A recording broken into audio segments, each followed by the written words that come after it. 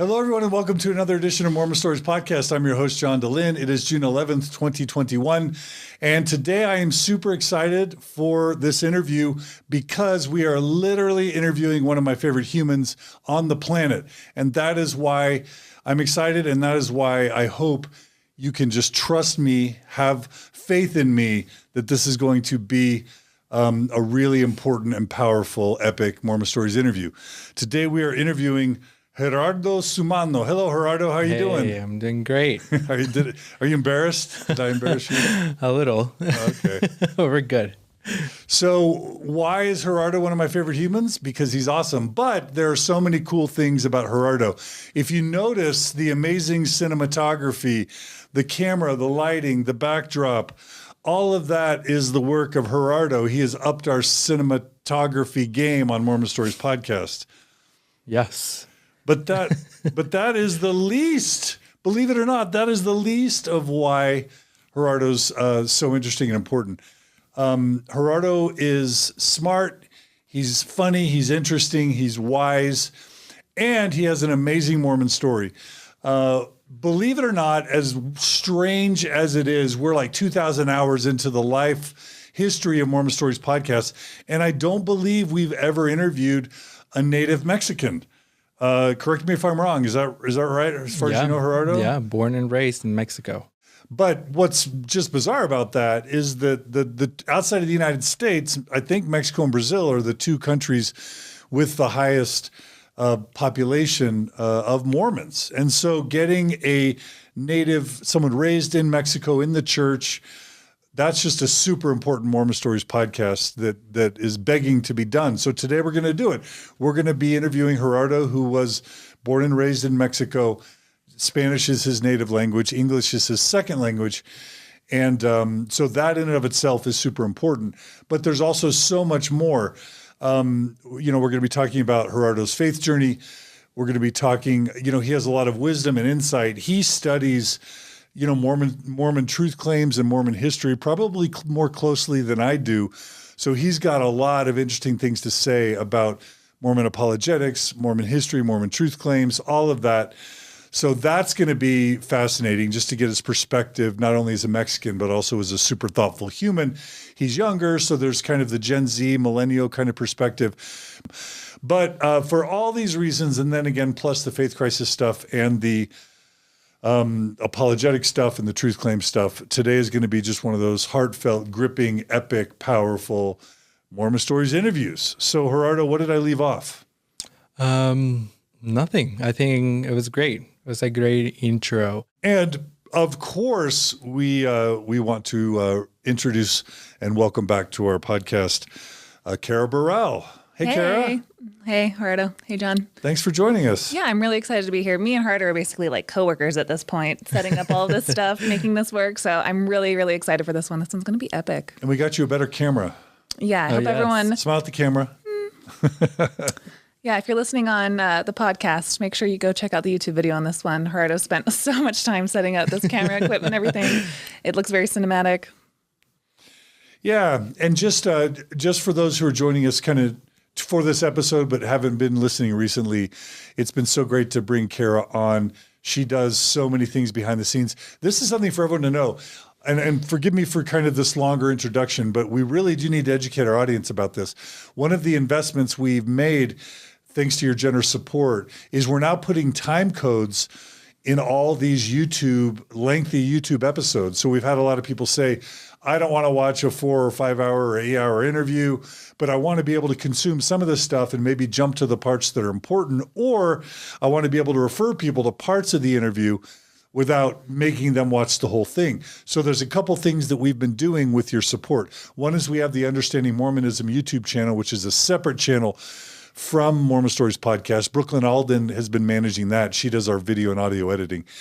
And we've been releasing shorter, smaller chunks of interviews on Understanding Mormonism so you can consume smaller pieces of these interviews. But also, what we're now doing is releasing time codes in the description of our YouTube channel of our lengthy episodes so that you can see and jump to the parts that you want to, jump back to them to remind yourself, refer them to others. But all that takes time. So Kara is meticulously noting time codes and different segments of the interview as she's being here. She also monitors the audio and video to make sure audio and video is clean and provides valuable insight with her perspective and sometimes even humor. So for all those reasons, Kara, we're just so glad to be able to have you on board. That's really nice. Thank you, John. And now we can blame you. If the audio or video is bad, it's Kara. That's very true. I will absolutely take that off of your shoulders, John. All of the blame is on me. And I should also add that one of the biggest complaints sometimes is that the episodes are a little bit long and it's hard for people to jump to. And now with our TikTok channel on Mormon Stories TikTok, it's up to 23,000 followers now with lots of short segments and stuff. So the information and the stories are being disseminated better than ever before. So all of the donations, we're making sure that all of these interviews, the information is really getting out there and stretching those donations as far and wide as possible. So yes, and thank you for reminding me, because again, this is a lengthy intro, but it's super important. We asked Kara to start the Mormon Stories podcast TikTok channel just like 2 weeks ago. And we've already got like 20 shorts up there. Some of them have been viewed 500,000 times. Just 3 shorts that Kara released like within 24 hours of yesterday have in aggregate obtained 1 million views. Just 3.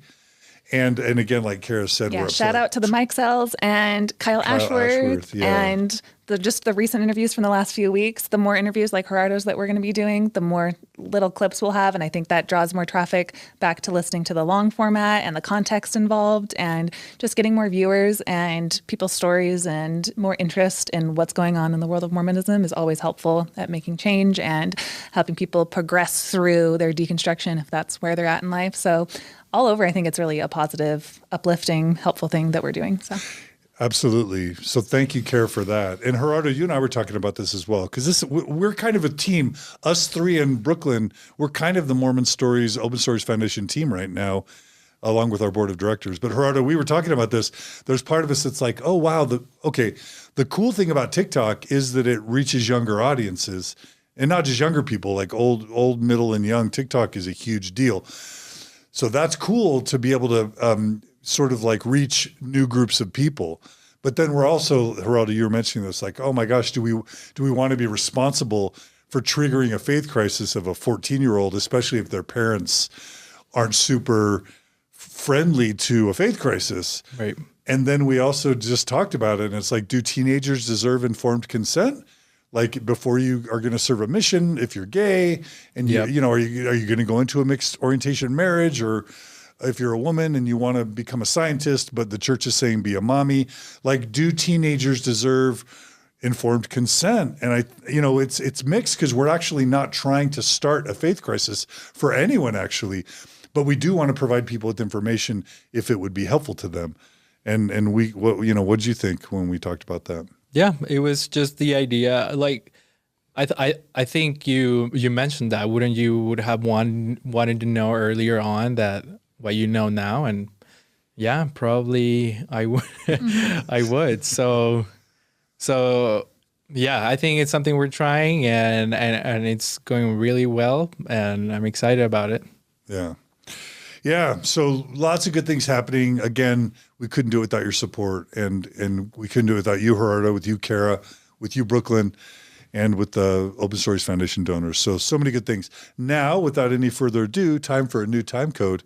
We're going to actually start this interview. So Gerardo Sumano, you have a Mexican Mormon story, and where should we begin?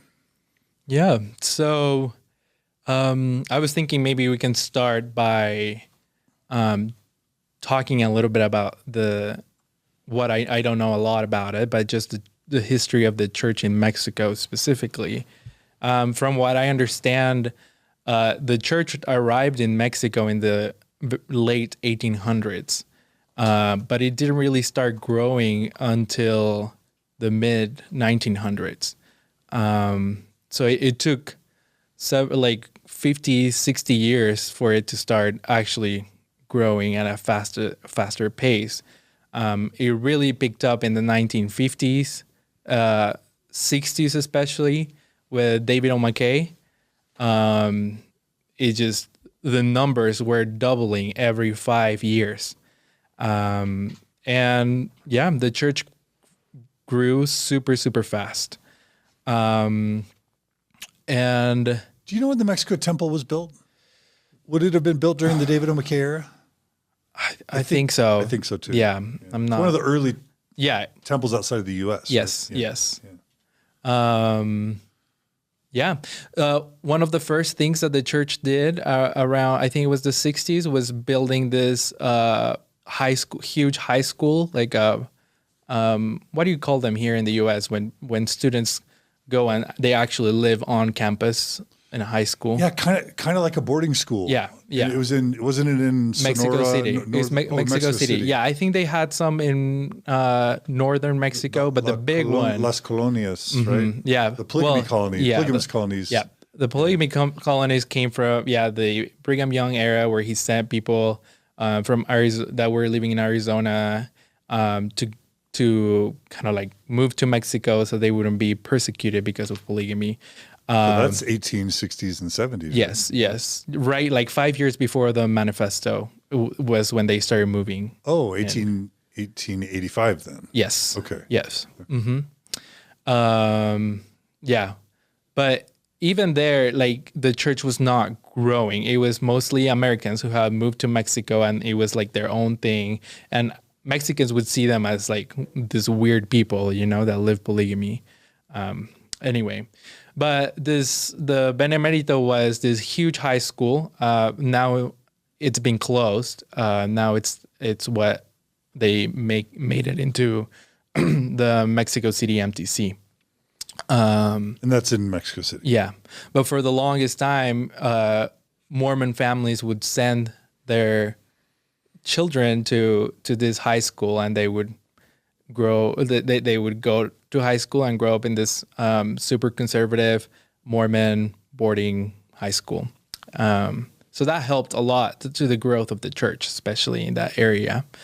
So there was a real excitement at the time. I'm going to talk about this a little bit more later, but at the time my grandma converted to the church in the 70s, there was a real excitement in Mormonism, and just there was this peculiar people that had these fun activities and that they would do the cultural activities on weekends and stuff, and just like a cool and interesting community to be part of.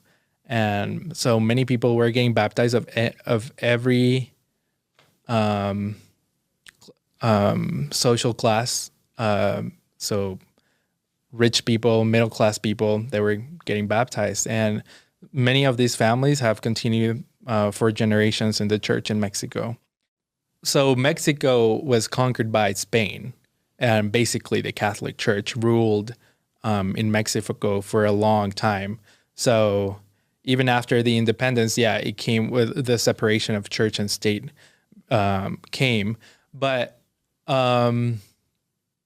everyone in Mexico is Catholic, and not everyone, but most people are Catholic. It's the most prominent religion in Mexico, just because we were conquered by them basically, and the native Indians were forced to be converted to Catholicism. So it's a very Catholic country. But even with that, the church was able to grow super fast, and I think a lot of it had to do with this very strong and powerful message of, in the McConkie era, where like we would talk a lot about the apostasy and the great apostasy, and like trash the Catholic Church and say how they're all wrong because they do this and that, and they do baby baptisms and non-consent, and that doesn't count. But so that approach, I think, really helped the church grow really fast. Was part of it. The approach he trashed on infant baptism, on sprinkling versus immersion, right? On in the Book of Mormon talks about the great and abominable church, right.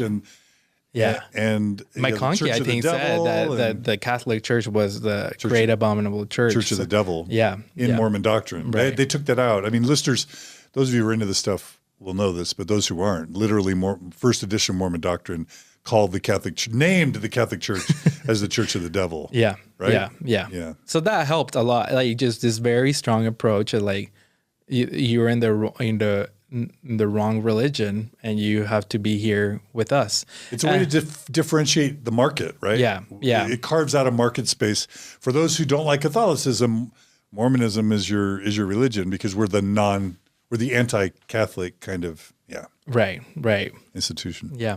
And I used a lot of those arguments during my mission and really worked. So is there anything to do with like people are interested in the way that the Book of Mormon took place perhaps in those areas? So that was the big that's good you mentioned that. That's huge because Mexicans till this day they're taught that they are the literal descendants of Lehi.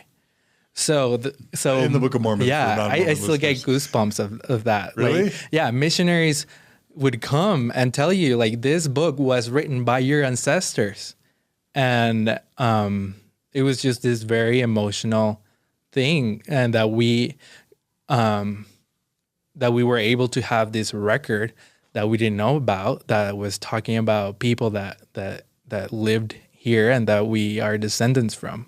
Basically telling you your identity. Yeah. Right? Yeah. Your origins. Right.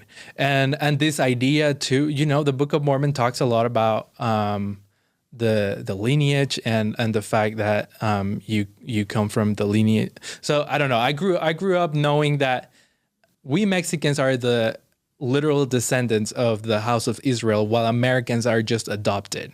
The pure blood of Israel. Right. You were the pure blood of Israel. Right. So yeah. And Lamanite would be how you identify. Yeah, right? we're Lamanites. Yes. Yeah. Yep. We're the Lamanites. That's why our skin color is brown. That's explained. That's in the Book of Mormon where it explains that. So basically you're the chosen pure blood of Israel. Right. Mm-hmm. Right? Mm-hmm. And us white people aren't. Right? Exactly. Yeah. Yep. So in some ways, even though you're kind of the United States might say, oh, it's a lesser developed country or whatever. Yeah, but you guys are the pure blood of Israel. Right. You're the ones who the Book of Mormon was written for. Yes, it wasn't written for us. Exactly. You were the main, right? Yeah, principles. Say it. Yeah, principles ancestors were the ones that, lived in America. Yeah. And we'll come back to that. Yeah, we'll come back to that. Yeah, tell us how you really feel. No, but you feel special. Like I remember serving in Latin America. It's the feelings are so polarizing now because I know you have strong emotions about this now, but I think you'd also admit that at the time you felt there was so much pride in Latin America to be a Lamanite, right? Yep. And the Book of Mormon talks about our history, about America getting conquered by the Gentiles and the Lamanite, and it just talks about our history. It's right there in the Book of Mormon. So, it's just a very exciting thing. But for some reason, and it wasn't just the Mormon Church. By the 2000s, the church really the growth stopped to being so accelerated. So it started slowing down. While you were a child there? Around the 2000s. I would say by 2000s, most of the families that were being baptized were lower middle class or poor people. And by 2010, the growth really, really, really slowed down. Was the activity rate in like the wards and stakes also flatlining? Yeah. Activity rate just went down like crazy around 2010. Were they like collapsing stakes like I've heard in like Chile and other places? I'll talk a little bit about that. That is still happening. It was not, I don't think we had issues like Chile had where like Jeffrey Holland had to go and close so many stakes, but they're doing it right now more on the down low and like mixing stakes right now, closing down stakes and merging them. They're doing that a lot now in Mexico.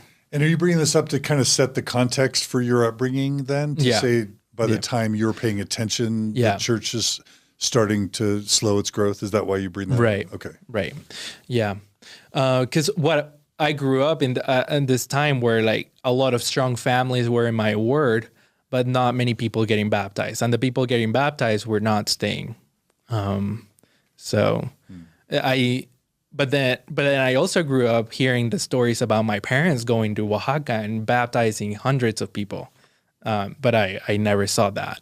And it probably was also, I grew up in this very Catholic state. Another thing that I wanted to talk about is how Mormons in Mexico see Mormonism, and they have this very folksy belief in Mormonism. Are you talking about the members or the non-members? Yeah, members. Okay. Members in Mexico. They're very conservative religious zealots, most of them, super conservative.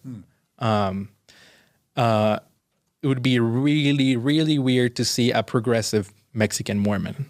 Most of them will be very, very religious, or maybe like inactive, like sometimes they just stop going, but nothing like you see here in the US where like they know the history, but they still like going and they kind of try to make it work. Like nothing like that. Most members in Mexico are have a very folksy view of Mormonism. So they won't know about polygamy. They won't know about the hat and stone. Truth claim stuff. Nothing about Book of Abraham. Yeah. They probably won't care about LGBT people. Or feminism. Yeah. Mexico, it's a pretty homophobic country, I would say. Same-sex marriage has been legalized in a lot of states, but in the state I grew up in, it's still illegal. So yeah, that doesn't help. Also, I'm one of the most shocking race experiences of racism I've ever had was as a missionary in Guatemala, and it was Guatemalan on Guatemalan. In other words, it was a lighter skinned, higher class Guatemalan talking down to what she would have called an Indio, someone who was a lower class, less educated with darker skin. It was just blatant, hateful racism right in front of my eyes. And I never realized how much, just like with India, the colonization led to some serious racism. And I don't know, is that true in Mexico? Yes, 100%. Okay. Yeah, the classes are very, very marked and divided. By skin color and education. Yeah, and wealth. yeah. So I think we can start now with my parents' story, how they joined Mormonism. And my parents have both of them have a really interesting conversion stories. So I'll start with my dad. My dad grew up in Mexico City, and he grew up super poor, like as a very poor family with 5 siblings. And he grew up like as a very early on as a child, having to go out and sell on the streets, Jello, or like just going to the market and peeling fruits and stuff like that to make some money and bring home money. So that's kind of not the lowest class, but pretty, lower class. Super low. Cutting fruit in the market, that's. Yeah. My dad grew up super, super poor. Sometimes not having enough for food and stuff like that. So yeah. And all of his siblings grew up the same way. He ended up going to college and got a degree in industrial engineering. And when he got his degree, he moved out from home and moved to a city close by Mexico City. And that's where he found out about the church. So how it happened was he was working at an office, and then I think a new secretary was hired, or an admin. And I think between the co-workers, they kind of made bets on who would be the one to approach her and try to date her. So I think it was my dad's turn or something. So he tried to approach her and trying to make her his girlfriend. But she didn't really had any interest in him. So like he would tell her like, let's go to the movies on Sunday. She'd be like, I don't go out on Sundays. Or like, let's go drink coffee. And she's like, I don't drink coffee. And so finally he ends up finding out that she is Mormon, and not just Mormon, she's the bishop's daughter.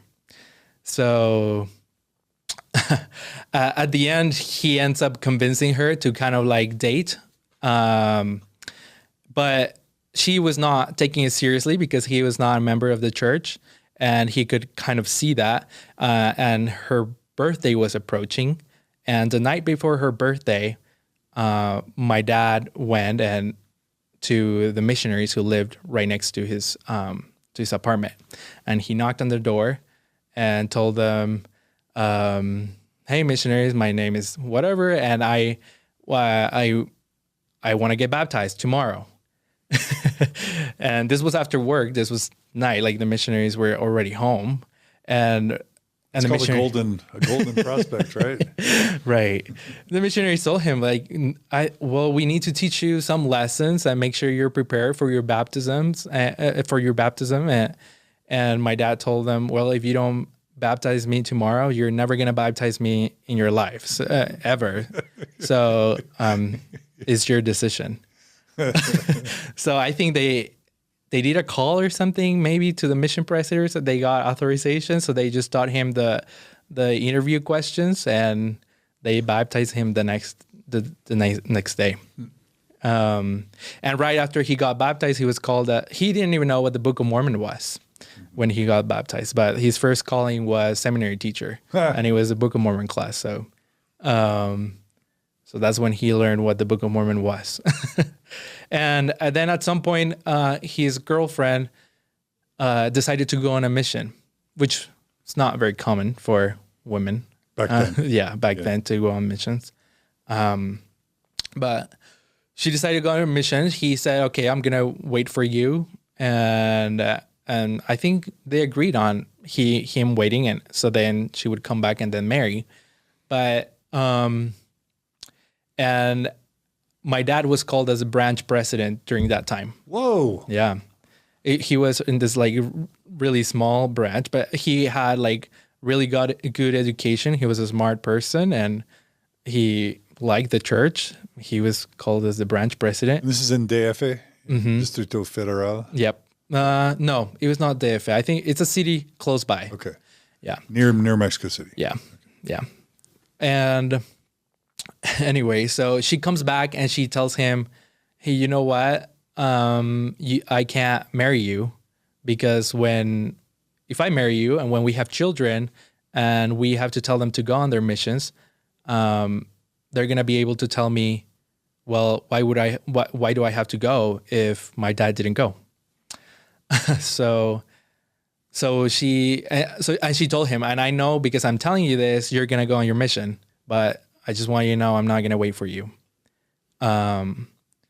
But so the stake president, I think, told my dad, well, now that you're not going to get married, you can't be the branch president for too much longer. We would rather have someone that's married. So you either have a choice of finding someone else or going on your mission.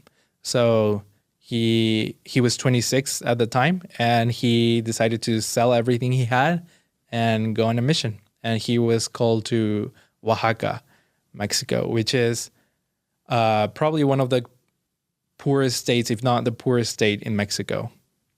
And the church was not super big in Oaxaca at the time. So while he was on his mission, he was able to open a lot of new areas and start a lot of new branches that later became stakes and wards and stakes.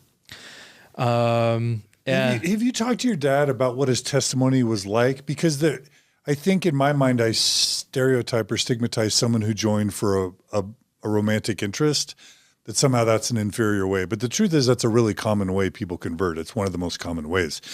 But then, of course, the testimony ends up growing. That's just kind of the spark. So have you ever talked to your dad about like what his testimony was? Because to like go on a mission in your mid-20s and to sell everything, that's Branch a huge president. sacrifice, Yeah, right? that's what I was wondering too. Like, did he talk to you growing up about how his testimony bloomed through all this or anything? Because especially when he's told he's not going to get the girl, Right. oh, well, then you'd think he'd bail, but he doesn't. Right. So he must have had his own testimony. He at some loved the point. church. He liked the church, and he was an avid reader. Like, I bet he read the Book of Mormon several times. He believed it was true, and he was in the true church. Oh, here's the other thing. My grandma, my grandparents were really Catholic. So when he told them that he was gonna convert into Mormonism, and then even going into his mission, my grandma basically shunned him.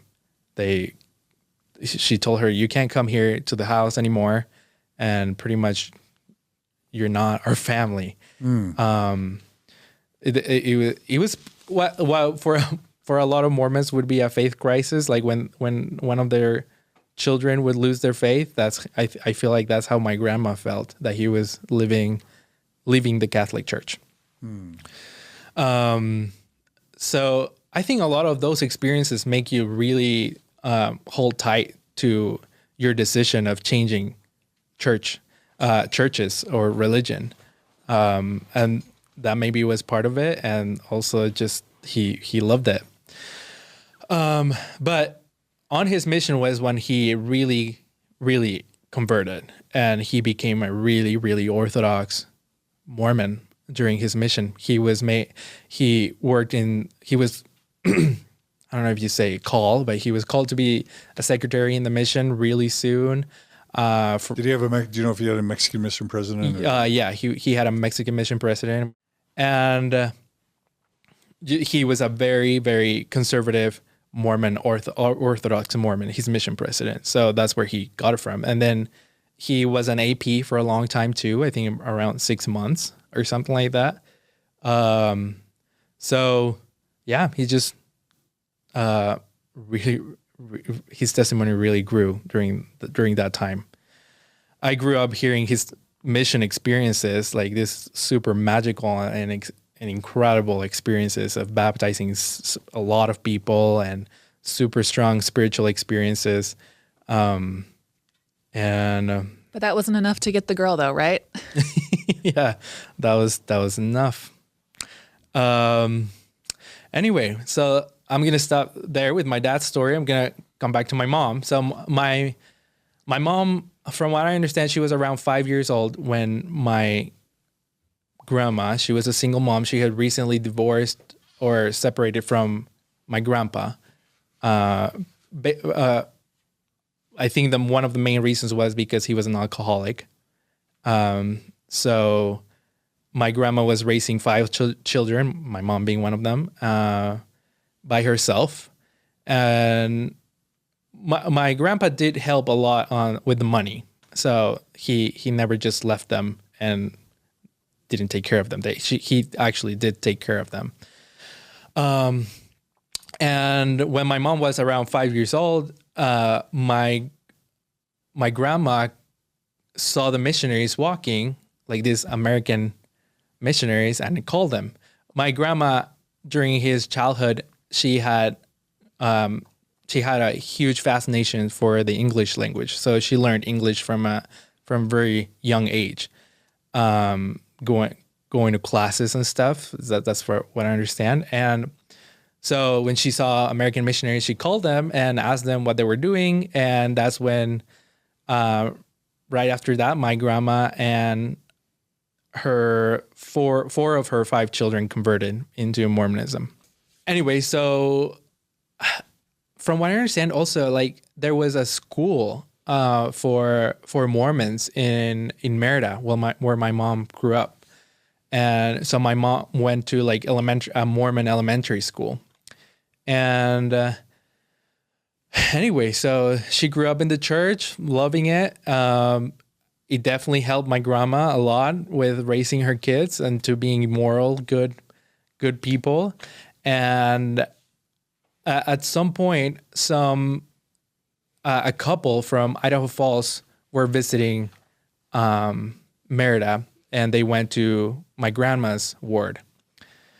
And this couple, my grandma, because she knew English, she approached them and started talking to them, and they became friends.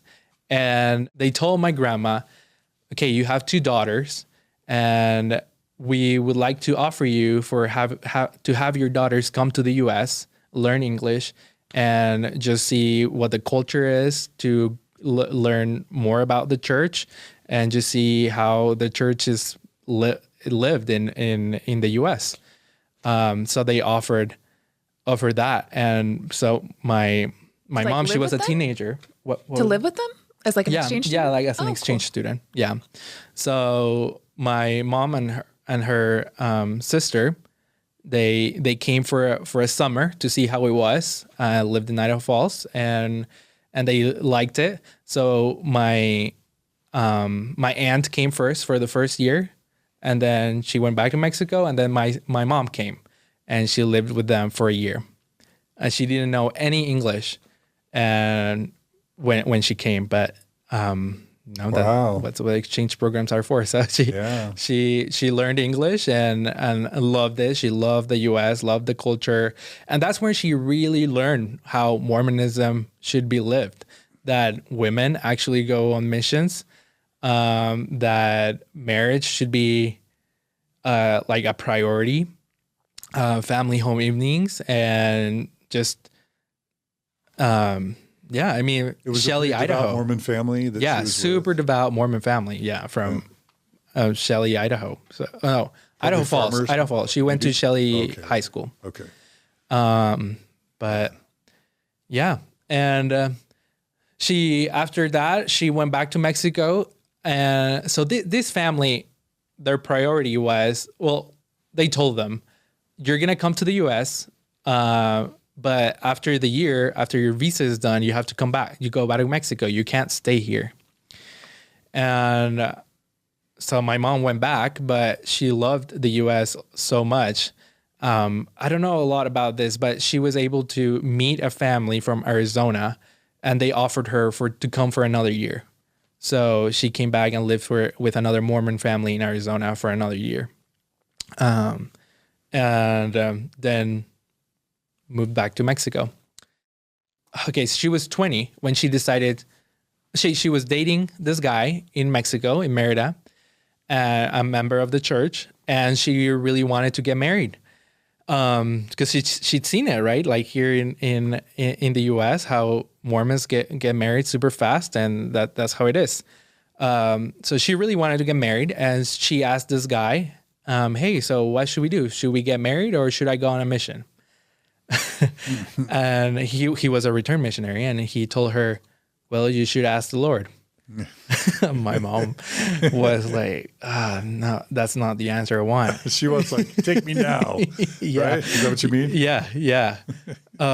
So I think she kept asking him for a couple times, like, what should we do? Should we get married, or should I go on a mission? And every time the answer was, ask the Lord. So she finally decided to pray and ask the Lord if she had to go on a mission.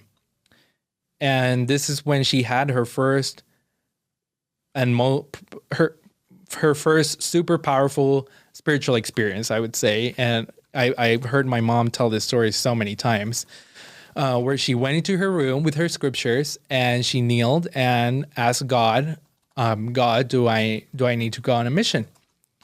And she opened her scriptures, and I mean, this is not my story, so I don't remember the scriptures she read, but the first scripture she read was this scripture about mission service. And she was like, okay, this has to be a coincidence. This can't be. So she closed her scriptures and prayed again and asked God to tell her, do I have to go on a mission? And she opened the scriptures again, and another different scripture about mission service. And she still was reluctant. She was like, no, maybe this still is a coincidence. And she closes her scriptures, prays again, and opens it, and another scripture about mission service. And that's when my mom, she says, she started bawling, and she's like, I have to go on my mission. And by that point, my mom is the youngest of all of her siblings, so she was the only one left living with my grandma. And when she told my grandma told her, like, don't go on your mission. They're going on a mission. I don't want to stay alone. I'll buy you a car if you stay. Whoa. That's the opposite of what we get here in the States. Right. And my mom, my grandma was really Mormon. Like she loved the church, but it was not a thing for women, especially in Mexico, to go on missions. Mm-hmm. But she was called to Oaxaca too. And same mission as my dad. And she had a really hard time her first months on the mission. I mean, it's a very poor state, having to walk on the sun and super steep hills. And I think she was about to come back, like really early on her mission. She's like, this is not for me. But at some point, I think, well, she ended up deciding to stay and complete. And she had a lot of success, and she was the highest baptizing missionary for several months. And yeah. And my parents didn't really talk even though they served on the same mission at the same time, they really talked. My dad, I think he was already an AP or something when she arrived or something like that. But she knew who she was, but they never really talked. One thing I'm curious about is the proportion of gringos to, Mexicanos in the mission at that time. You probably don't know the percentage distribution, but that was always, we might end up talking about that during your mission. But yeah. Kind of like the gringos versus the natives was kind of a big deal. Yeah. Yeah. No, there was a weird, and I think they've said it before, that it was weird how balanced it was between Hispanics and American missionaries. Yeah. But there was no American sister missionaries. Most, if not all, the sister missionaries were Latinas. That was something interesting. Yeah. But because it still wasn't a thing here. Yeah. Mm-hmm. For girls to go. Yeah. Maybe just on like very conservative. And I think most of were being called to Europe and stuff like that. I don't know. What year are we talking about here again? The 90s, early 90s. Yeah. Anyway, so my dad was about to finish his mission, and on the last tour with the mission president, where they had to travel and go and visit the missions and for the zone conferences, on the van, it was the mission president and the two APs. The two APs, just like my dad, the other AP, just like my dad, he had a career already. He was around the same age as my dad, so older. And so the mission president told them, elders, when you go back to your homes, you can't go back to fool around. And you have to go back and know who you're going to marry and marry them fast. And you are going to marry one of my daughters. And they're like, what do you mean your daughters? Your daughters are young. And it's like, well, the sister missionaries, that's what I mean. And you're going to ask me about any sister missionary you want. And I'm going to tell you about their personality and anything you want to know about them and how your life is going to be if you marry them. So basically the mission president's playing the role of matchmaker, like Yenta and Fiddler on the Roof. And he's basically trying to matchmaker. Yeah. And he knows all of their transgressions probably too. Right. And my parents have said that was one of the focus on my of that mission president, to marry a lot of couples that had served in the same mission at the same time. So a lot of couples came out of that time and that mission. Anyway, so that whole tour, they were just asking, what about this sister? What about this sister? And he would just tell them. And on his last interview, right before he was going to go home, the mission president told him, okay, Elder Sumano, you are going to tell me 3 sisters that it can be the ones that we already talked about. You can ask me any more questions about any other you want, but you have to give me 3. And you're going to go and try to marry the first one. If it doesn't work, you're going to go on the second one. And if it doesn't work, you're going to go to the third one. If the third one doesn't work, you're going to go back to the first one, but you're not going to deviate from those 3. So my dad named the 1, 2, and 3. My mom ended up being the third one. And my mom was still on the mission. And he went back home. And he went back home to nothing. He had literally nothing because he had sold everything to go on his mission.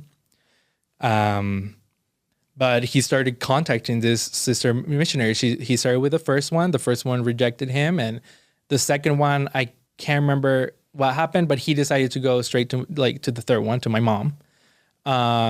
And they've had some communication after my dad had returned from his mission, because my mom had already returned to Merida, and then my dad finished his mission. So some investigators that my dad had in Oaxaca in his last months there were moving to Merida, where my mom was from. So he started sending her letters like, hey, can you take care of these investigators who are moving to Merida and just show them around, show them where the church building is or whatever. So they have had a little communication through there. So when my dad came back, tried the first one, didn't work. And then he flew to Merida to see my mom and just really quickly tells her, I want you to marry me. And my mom by that point was already dating someone. But that someone was not proposing. And she really wanted to get married. So she said, yes, I'll marry you.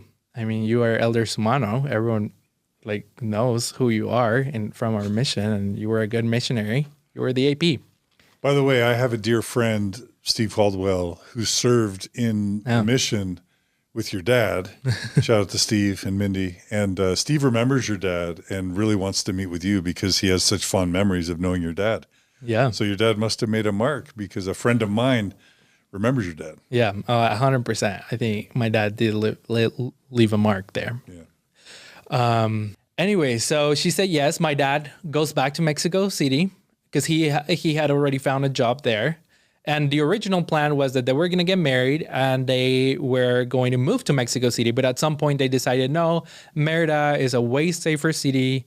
I think it was when my dad visited Merida and he was just amazed by how beautiful of a city it is, how safe it is, and just a great place to raise kids. So they decided, okay, we're going to move to Merida. But then that meant that my dad had to find a job there. And there was only like a 3-month period in between when my dad proposed. She said yes, and then getting married. I think just days before the wedding, he couldn't find a job, and my mom was like, "Well, if you can't find a job, I don't think we can get married." But I think he's told this experience a couple of times where he prayed and told God, like, "Hey, I already did what you wanted me to do, and went on my mission. I served you. I need you to make this work." And he found a job just a few days before the wedding. A really good job. And so they ended up getting married. In the temple? In the temple in Mexico City. And then the party was in Merida. And so people were probably excluded, right? Yes. So all my dad's family who are not members, they're Catholic. How would a Mexican Catholic family receive the news? I mean, weddings, I'm guessing, are a big deal in Mexico, maybe even more so than here. I don't know. But how would a Católica Mexican family receive the idea that they actually can't attend the wedding? Oh, I think it was devastating. And I missed this important part of the story where my grandpa, my dad's dad, died while my dad was serving his mission in Oaxaca. And he just went back to the funeral, went to Mexico City and just I think a couple days and went back on his mission. Finished. Yeah, he attended the funeral. So that's unique because most missionaries don't get to go home. Yeah, yeah. The mission president told him. I mean, he knew about his situation, like super Catholic family. They were already disappointed that he was on a mission preaching against the Catholic Church, and then his dad died. So, and I just want to drive this point home for non-Mormon listeners. It is normal for a Mormon missionary, to not return home when loved ones die, and to be told you need to stay on your mission. I had 2 grandparents die. I didn't go home to see either of their funerals. I just stayed on the mission. My brother got married while I was on my mission. I didn't go home. I missed my brother's wedding. So I just want to, that's just a weird thing about quirky Mormon mission culture. But yeah, when I went on my mission, your dad got to go. Yeah, when I went on my mission, my dad told me, if I die, don't come back. Just finish your mission.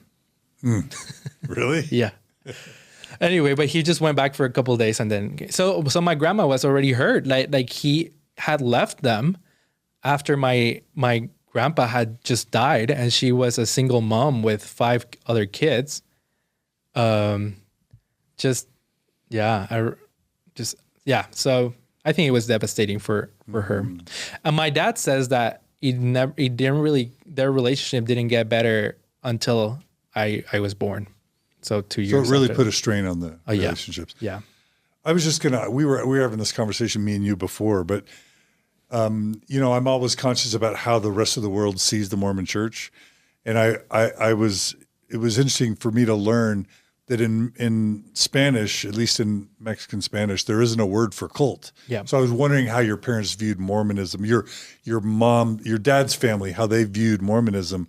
But just even this idea of a cult, it sounds like there isn't even a word for that, or even maybe the idea of that, which is weird because high demand religions often prey on developing countries. Yeah. But this idea wouldn't have even occurred to your family? Well, other religions will call us a sect. Una secta. Secta. Mm-hmm. Okay. It's a secta. But for Mormons, it's not triggering at all because the word sect is on the scriptures. Yeah. So just means a denomination. Right, exactly. Yeah. But yeah, for other religions, like the word secta can mean something more like a cult, maybe, but it's not triggering for Mormons. Yeah. Like the word cult is here in the U.S. Is there any kind of like TV movies or videos or the way that like American media kind of portrays Mormons? Is there any like negative stereotypes that are common in Mexico? Well, a lot of people believe that Mormons are polygamists. Because they were polygamous in Mexico. Yeah, exactly. Yeah. So that's the first thing someone that doesn't know anything about Mormonism is going to think, that you have 7 wives if you're a Mormon.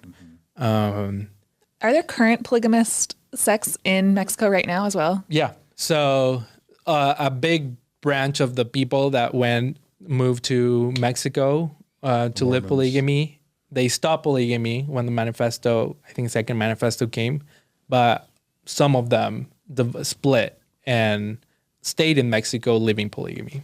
And so the main state where that all happened is Chihuahua, I think. Okay, mm-hmm. Yeah. So anyway, so they got married, moved to Merida, and I was born just soon after that. What year? 1995. Okay. Yeah. And I was born in this very... Hey, Gerardo, can I check in with you on one quick thing before we do your story? Yeah. I am always struck with the tension between how beautiful the Mormon church experience can be worldwide. And then when I think about it in Latin America, like I got to see, there's poverty everywhere, including the United States. But when you see poverty in a place like Latin America, it's a next level of poverty relative to what a kid growing up, even lower class suburbia in the United States, which I was, it's still a next level of poverty. When I talk about like cutting fruit in the markets, I understand a little bit more about what that means. And it's something that someone who is raised lower class in the U.S. just wouldn't have a sense for what type of poverty we're talking about. Because even the lowest classes in the United States, other than like homeless people, are probably living with a lot more means and resources than somebody who's growing up in poverty in Latin America. And then I've also seen kind of the bar culture in Latin America, the homelessness culture, and just poverty in general, and how sometimes in towns or whatever, you can have just men who like, they go to work on the farm, they come home and they drink, and, you know, women are raising kids on their own. And there's a lot, like in any culture, there's a lot that can go wrong. So when you think about, you know, we're talking the 80s and 90s here, and yes, Mormonism comes in as kind of a colonizing force, but at the same time, they're providing this family that could go lots of different ways, or this young 20-something man or this young woman, things can go a lot of different ways. All of a sudden, it's like, be moral, don't drink, don't smoke, be good, be kind, serve others, go on a mission, learn how to communicate, and then get married quick and have kids quick. And now you're going to be becoming a model Mormon family in Mexico. On the one hand, I'm seeing like that can be a super positive influence to take the religion out of it.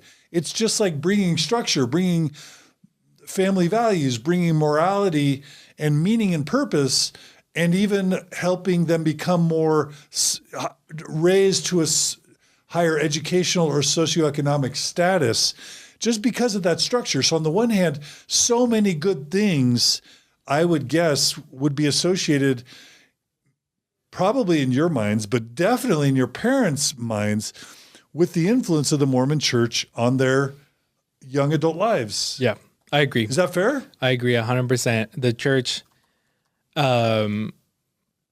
changed my mom's family's life and changed my dad's life for the better. Like here's the thing too.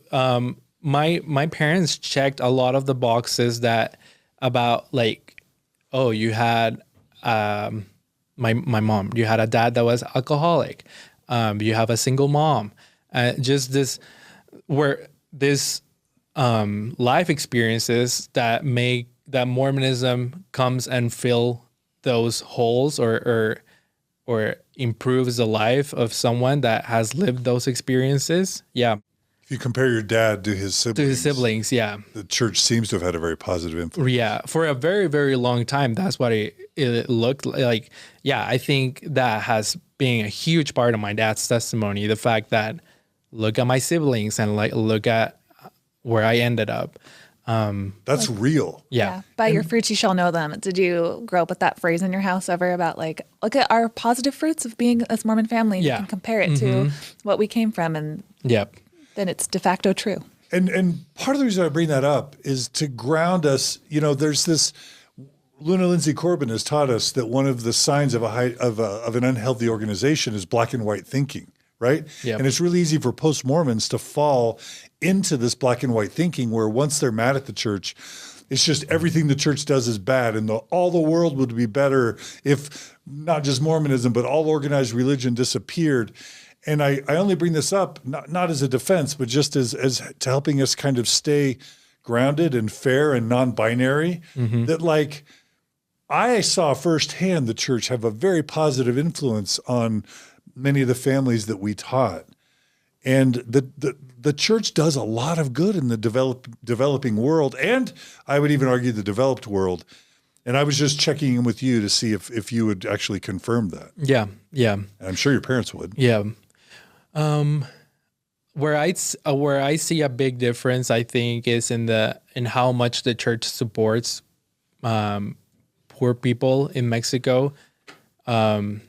You would hear here, it's pretty common to hear someone that has lost their job here in the U.S. to have their mortgage paid by the church for several months, or just the church helping so they can keep their lifestyle as they're currently live it if they are going through like a hard economic problem. That does not happen in Mexico. In Mexico, the church wants to give this impression even though we have these beautiful temples and these beautiful chapels, I feel like in some way the church wants to give this impression that the church is not wealthy.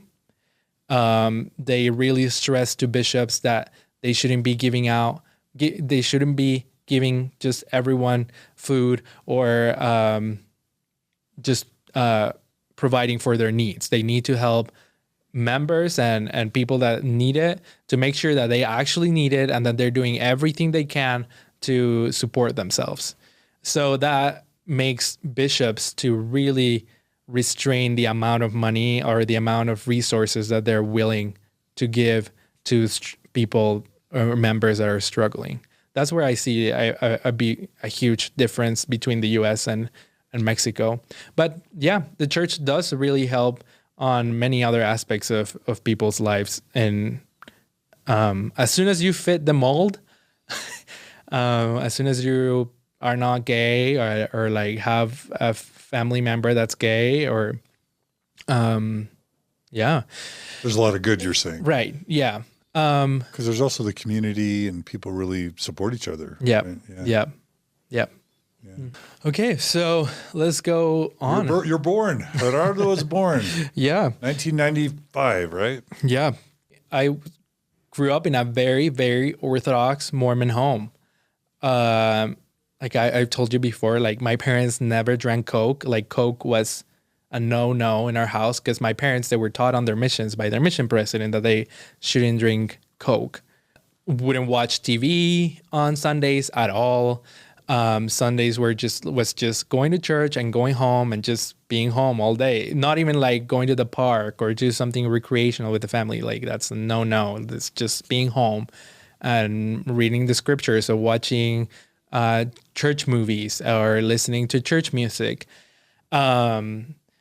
Even general conference for most of my childhood and youth, even though we were allowed to have general conferences at some point, for example, to watch it at home through internet, or my dad one year bought an antenna to be able to watch it at home. This was just 1 year. He decided that no, it was better to go to the church building and dress up on our Sundays, on our Sunday clothes and go watch general conference and sit through the whole whatever hours general conferences. And we wouldn't miss one single session. It's 10 hours. Yep. Yeah. How many kids are in your family? So just two. So my sister was born when I was 5 years old. And so, yeah. Was it a thing for Mexican Mormon families to have super big families, or was that not as much of a thing in Mexico? To have like 4 kids or 6 kids or 8 kids? For some, but not as much as here in Utah. Yeah. I don't know why my parents decided just to have two children. I think a lot of it had to do with they only met each other a couple times before they got married. They really struggled throughout their marriage, just their compatibility. And also another thing that I forgot to mention about how the church may not be as good sometimes in Latin America. At least Mexico has a very strong misogynistic culture. Like machismo is huge. And when that's combined with the priesthood. Patriarchy. Yeah. Patriarchy plus machismo. Yeah. That's just like a bomb. And is it? Yeah. And I saw it with my parents. That's been. Give us some examples of what that might look like. And again, your parents might watch. I've actually met your mom, and she's lovely. Mm-hmm. This isn't to bag or criticize anyone. It's just culturally to describe people's experiences. So it's not your dad's fault, not your mom's fault. We're all victims of the patriarchy, or we're all influenced by patriarchy and our cultures. And without the spirit of criticizing your dad, I'd love to hear what patriarchy plus machismo looks like in Mexico. This is one thing. Like my mom loves working. She loves working and being active and having stuff to do. Honestly, she's never said this, but honestly, I just don't think she loved being a mom. I mean, she loved us. She was awesome to both me and my sister, but I don't think she loved being a mom. She loved working, and that was a big struggle for my dad, that she liked working, and that was like, she's not the only, like I've had in retreats I've held, there are lots of women that feel super guilty. They love their kids, right? But they're a better mom by working and not being a stay-at-home mom. They're a better mom that way. So it's not to say a woman who doesn't love being a stay-at-home mom doesn't love her kids or even love being a mom. It's just she might not be built to be a stay-at-home mom. Right. Does that make sense? Mm-hmm. Is that what you're saying? Mm-hmm. Yeah. And yeah, so that was a real struggle with my mom. At a certain point times she would want to work, and my dad would give her a really hard time on that. And I don't know, just things like my dad was in leadership. He didn't like that. Yeah. And my dad was in leadership for a very long time.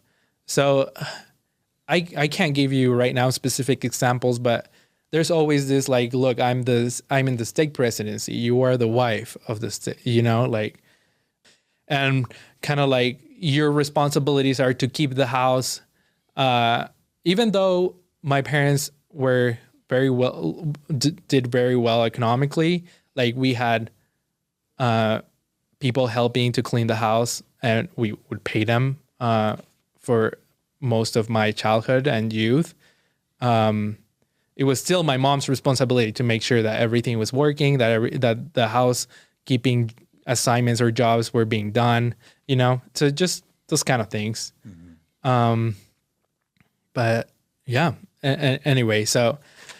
And it sounds like from the very beginning of maybe their courtship, you said that they got married so fast, and like from their very first interaction, she probably knew him as like the AP of the mission. And too bad sisters can't have those types of positions in the mission, or else maybe he would have been like, oh, I got to marry this chick because she was the one who was the hot stuff on the mission. Mm-hmm. And I think that just sets up like this uneven power dynamic from maybe the very beginning. Yeah.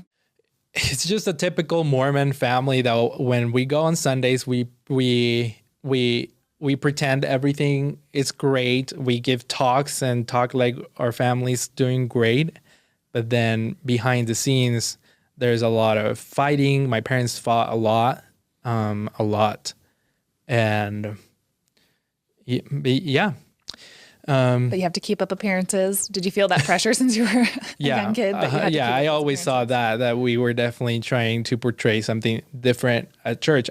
But in some ways, I liked it. I liked people at church seeing us as like the perfect orthodox Mormon family, and being part of that was something I liked. People, my dad was in the bishopric for a long time, stake presidency for a long time, so just getting that attention from people was nice. Yeah, you don't sit in the chapel to watch General Conference in a suit and tie because it's a spiritual experience. Right. It's probably to be seen. Sometimes, but yeah, often it's not.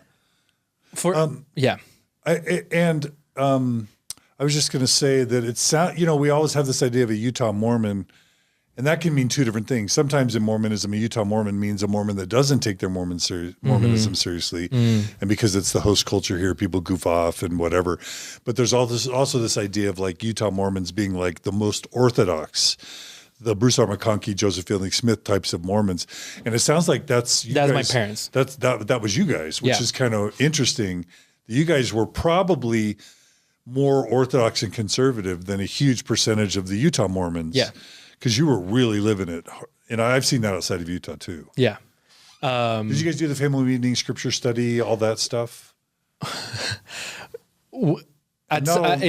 Sometimes, like for periods of time, like for example, General Conference gave a talk about how important it is. And then like for a few months after General Conference, we would be doing it and then stop. But yeah. My dad would really, especially when I went into my adolescence, my dad would try to have family home meeting every week. I think just to make sure I wouldn't go off the rails or something. Did you have like a developing testimony throughout your childhood? Like you actually felt a connection? So that's where I was going. So here's where it gets interesting. So I grew up hearing this story where we didn't have, the only temple was in Mexico was the Mexico City temple. So my parents, when they would have to go to the temple, they would have to go there. And so we would travel, and this one time, so how we would work is my mom would go and do a session, and then my dad would stay outside with me, and then my mom would stay outside, and then my dad would go in and do a session.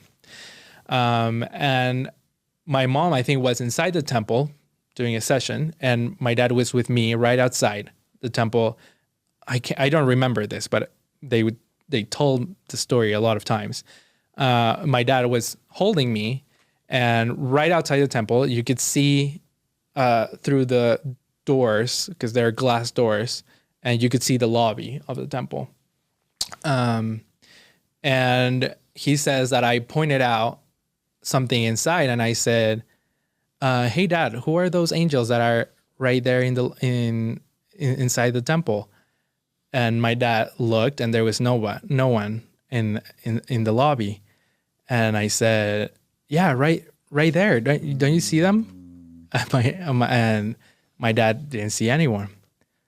So I grew up hearing this story of me. You don't remember this? No, I don't remember this, but that at some point I saw angels in the Mexico City temple. And that meant a lot to them. Yeah. But it clearly, Here's an interesting thing. So I got baptized at 8, obviously. I already knew, by that point, I had already started developing attractions towards men. From a very, very young age, I was attracted to men. And I knew that there was something wrong with that. I think by my baptism... Separate from Mormonism in Mexican culture, right? Yeah. Mm-hmm. And by my baptisms, I think, from what I remember, I was expecting the baptisms to clean me from those attractions in some probably abstract way. That's what I was thinking. Wow, that's young. Yeah, super young. And after the baptism, I told my dad that I had this experience of hearing a voice, the spirit or whatever, telling me very distinctively, "You are doing the right thing." But I remember telling this to my dad, but I made up that story. I know I made it up. And I made it up because I wanted my dad to feel proud of me that I had a spiritual experience on my baptism. Isn't that interesting? An 8-year-old made up a story about having a spiritual experience. Because you knew it meant so much to your parents. Yeah. What kid doesn't want to please their parents? Right? Mm-hmm. And I heard my dad telling that story a few times after that. Wow. Yeah. So, yeah. Learning to, I don't want to say it sinisterly, but learning to lie a little bit from a very young age. Yeah. To please your parents. Right. And having to hide the fact that I was attracted to men too, to guys. Yeah. You should never have to learn to lie. So I had to give a face on my parents, and put this mask, kind of like the super believing person and a spiritual person, but no, kind of like I felt like I was trying to compensate maybe because of my attractions towards men. Maybe, I don't know. So this would have happened like starting maybe 6, 7 years old if it's before your baptism. So do you have like specific probably memories like 7. I'm going to be in trouble if I continue down this path? I don't know if this was before my baptism, but at some point I asked my mom. I can't remember exactly what I asked, but I asked, "Is it bad when 2 men are together or marry each other or something like that?" And she explained, "Oh yeah, that's really bad. That's a really bad thing." And she kind of like explained that God made man and woman and blah blah blah. Yeah, I remember being in the back of the car and my mom was driving when this happened. Anyway, so by age 12, I was for sure attracted to men. And so one of the things is, before adolescence, I was also attracted to women. So to girls. And I would talk to my parents about that, very enthusiastic. If there was a girl in school that I was attracted to, I would talk to them about it.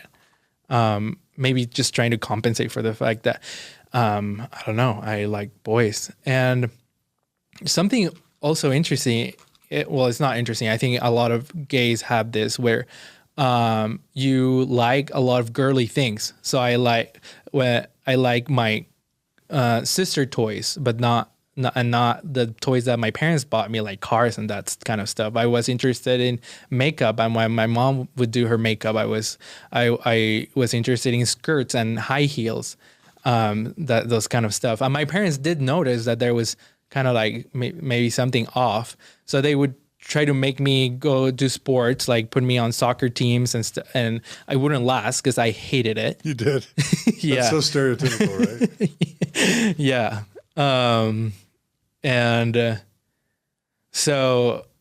But at some point the attractions towards women just diminished or disappeared mostly, and my attractions towards men just ramped up. So when I was a youth, I was attracted to men a lot. And this was when I received the Aaronic priesthood and was made a deacon. And then soon after that, the deacon's president.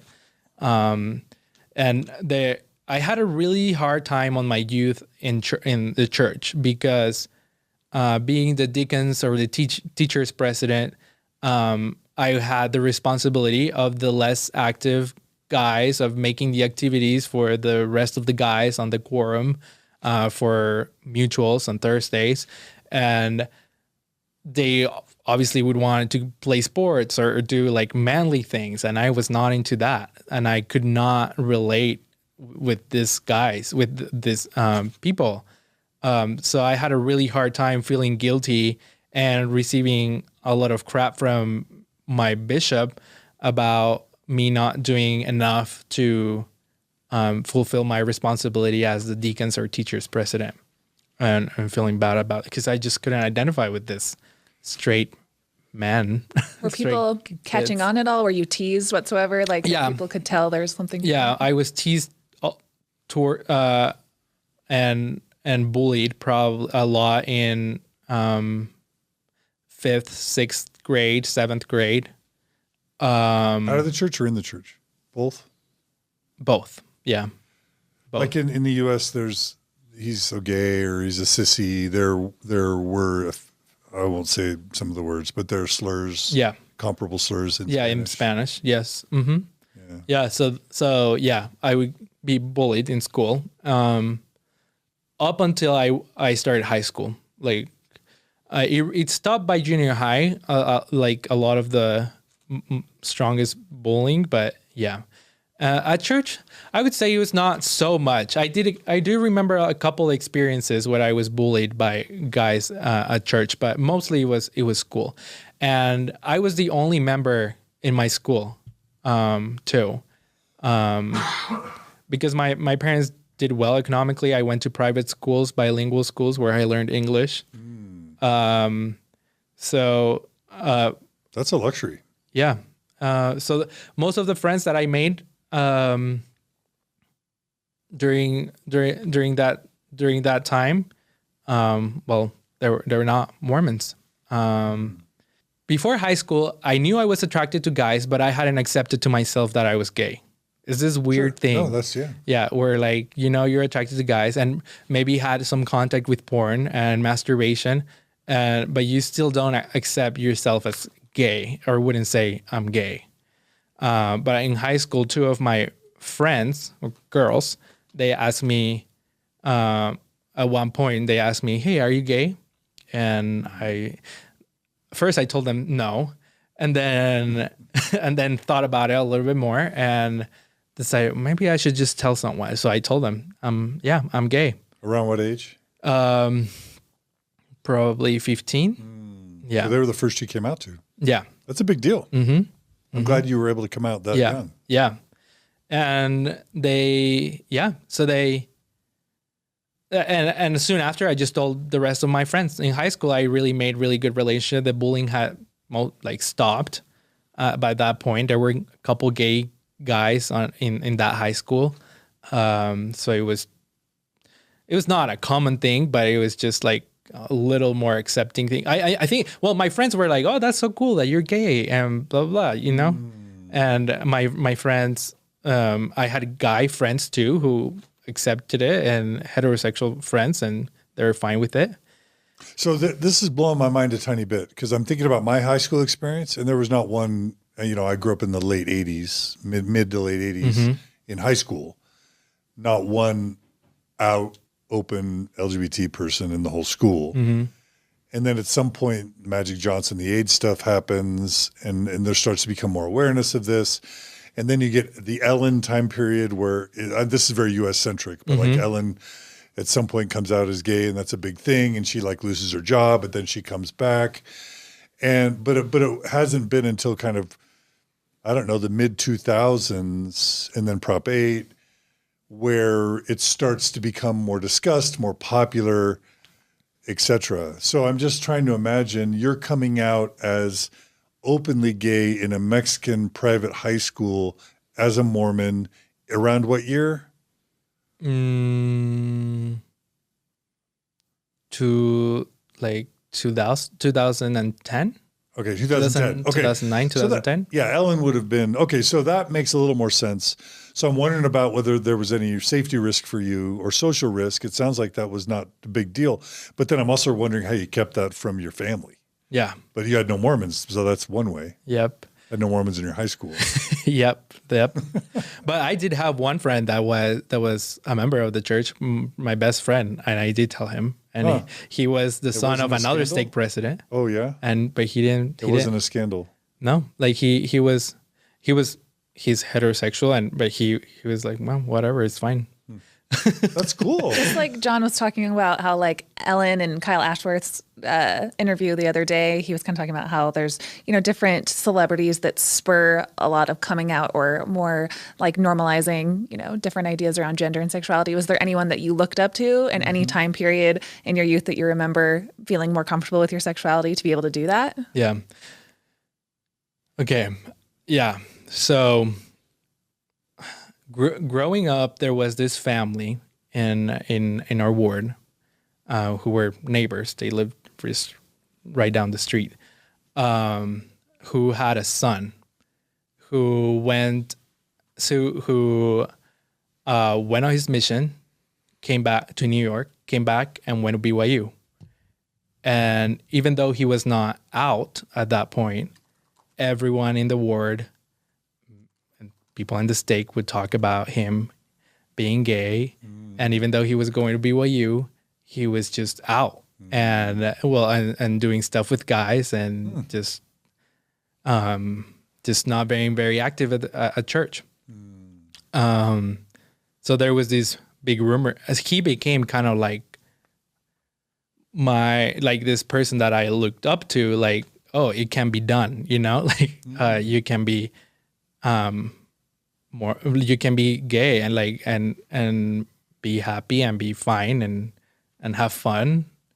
So that was probably my. It wasn't talked about as in a super negative way, like he's a horrible, bad, terrible person. Oh, in the church, yes, I didn't see him that way because I was like, I have those attractions. I don't think he's this horrible person. So even though others were talking, especially in a religious context, you didn't internalize that negativity. It's really interesting. For you were looking up to the guy. Yeah, that is interesting. Yeah. Because at that point, by that point, I was not in high school. I was not really interested in the church. I mean, I was still doing everything. I was going to. It looked like you were. I was going to seminary at 5:45 a.m. every day. I was going to church and president of all the quorums. It helped a lot that I was a really good student, and I helped my parents a lot with the family business. So they just saw me as a good, healthy son. So they were not worried about me, and that allowed me to have this kind of like two lives where I could present myself as the Orthodox Mormons to my parents and church, and then at the same time being openly out gay to my friends and on the weekends when I went out with my friends. Did you have any kind of plan for the future that like at some point I'm going to have to leave the church over this, or at some point I'm going to have to like get married to a woman, or like, did you have any exit plan of what you thought you were going to do? Yeah, my exit plan was exactly what that friend had done. I was going to go to BYU and then just be gay, openly gay. While still staying LDS? Yeah. And I had talked to him a few times. And he had told me a little bit about how it was to be gay at BYU. Whoa, how old are you at this point? Okay, this was probably just like... And I don't want to get ahead of the timeline. Right, like 16.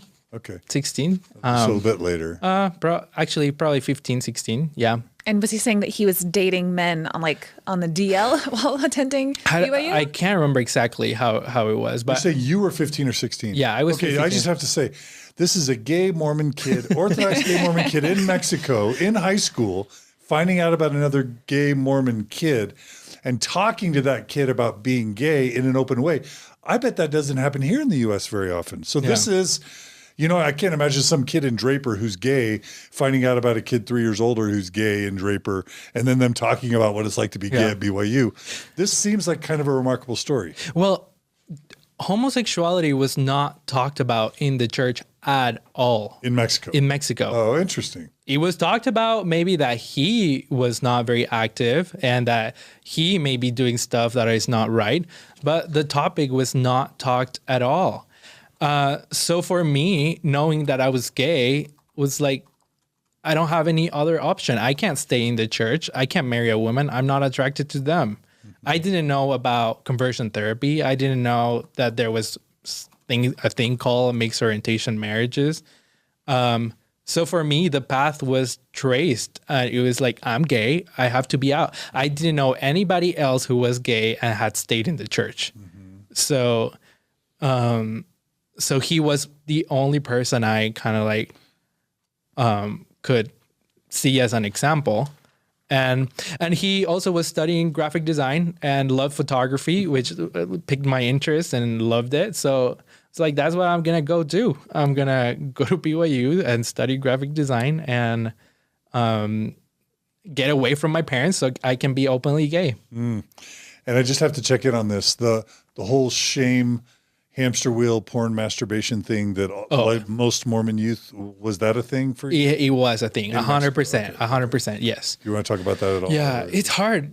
It's hard. I think maybe it was early on before I completely had come out when a lot of the shame was, because I had already pornography was not super available at that point. But I did have some access to it and had a few masturbation experiences. So yeah, there was a lot of, especially when because I had done it already when I became a deacon. Before you would have even learned about it, maybe. Yeah. I think the first times that I did it, I didn't know it was like a bad thing. I didn't know what masturbation was. And I did it and I learned it after. I don't remember when I learned that, associated the two together. But anyway, but I do remember, here's another thing. I do remember when I knew already it was wrong that I was doing that. And it became the deacon. And that's when you can go into the temple to do baptisms for the death. And my dad, of course, was going to be there. He was the one to be baptizing that day. And so I went through the interview and I denied. I said, no, I haven't done anything. I didn't want to confess. But I did feel super guilty that I'm lying. So I went to the temple and I felt super bad. Like, oh my gosh, what's going to happen? I'm unworthy. And super worried too on their interview. Like, is the bishop going to know? Is he going to read it in my eye? Is he going to see it in my eyes that I have done something wrong? Because there's this idea that, and my dad loves this phrase of the temple when the God will not be mocked. That's a phrase that like would he would tell me a lot. God would not be mocked. So I went to the temple really worried that what's going to happen because I'm not worthy to be here. But I had the most amazing spiritual experience I had in my whole life. That's confusing. So at that point, I was like, maybe I don't have to confess. Maybe I'm just clean if I ask God to forgive me, and I'm fine. It's good. Yeah, and I love it. I love, just as a side, I love, as I'm observing the story, that you so far, it doesn't seem like you were super racked with the guilt and shame, even though you knew this wasn't the way. I love it that somehow it seems like you're escaping a lot of this tragic, awful guilt and shame. Well, it's an on and it was like a switch, an on and off. Like I could turn off the shame, and then there would be a general conference talk where Boy K. Packer would talk about masturbation or pornography, and then I would feel horrible. I would hate going. Or the gays, right? He would sometimes. Yeah, or gay. Yeah, I would hate going to priesthood. The priesthood session, because I knew that's when they were going to talk about those topics, and I would just feel horrible. Or a 70 would come and talk on our stake or ward, and would talk about if you are not worthy and you're not confessing, blah blah blah, and I would feel horrible for several days after that. And then I don't know, I would just be able to just forget about it, turn it off, and just keep going with my life, I think. But part of the reason that you didn't confess that you were afraid that the bishop would, I mean, then they tell your parents sometimes, or especially if it's adulthood, they ask you some questions about what kind of porn did you watch, and you would have maybe had to tell. Were you afraid that your parents were going to also kind of catch on? Well, that they're going to know. Like I was afraid that the bishop was going to know and that my parents were going to know. Right. Yeah. I just have to say, I love that you were finding a way to successfully compartmentalize. Yeah. Because it sounds like it wasn't an overall tormenting experience. Mm-hmm. It sounds like you had moments of fear or sadness or shame. Yeah. But that your resting state was one of just like acceptance and maybe even comfort. Yeah, I think it became like that. Okay, later in high school. Yeah, early on, 12, 13, 14, a lot of shame.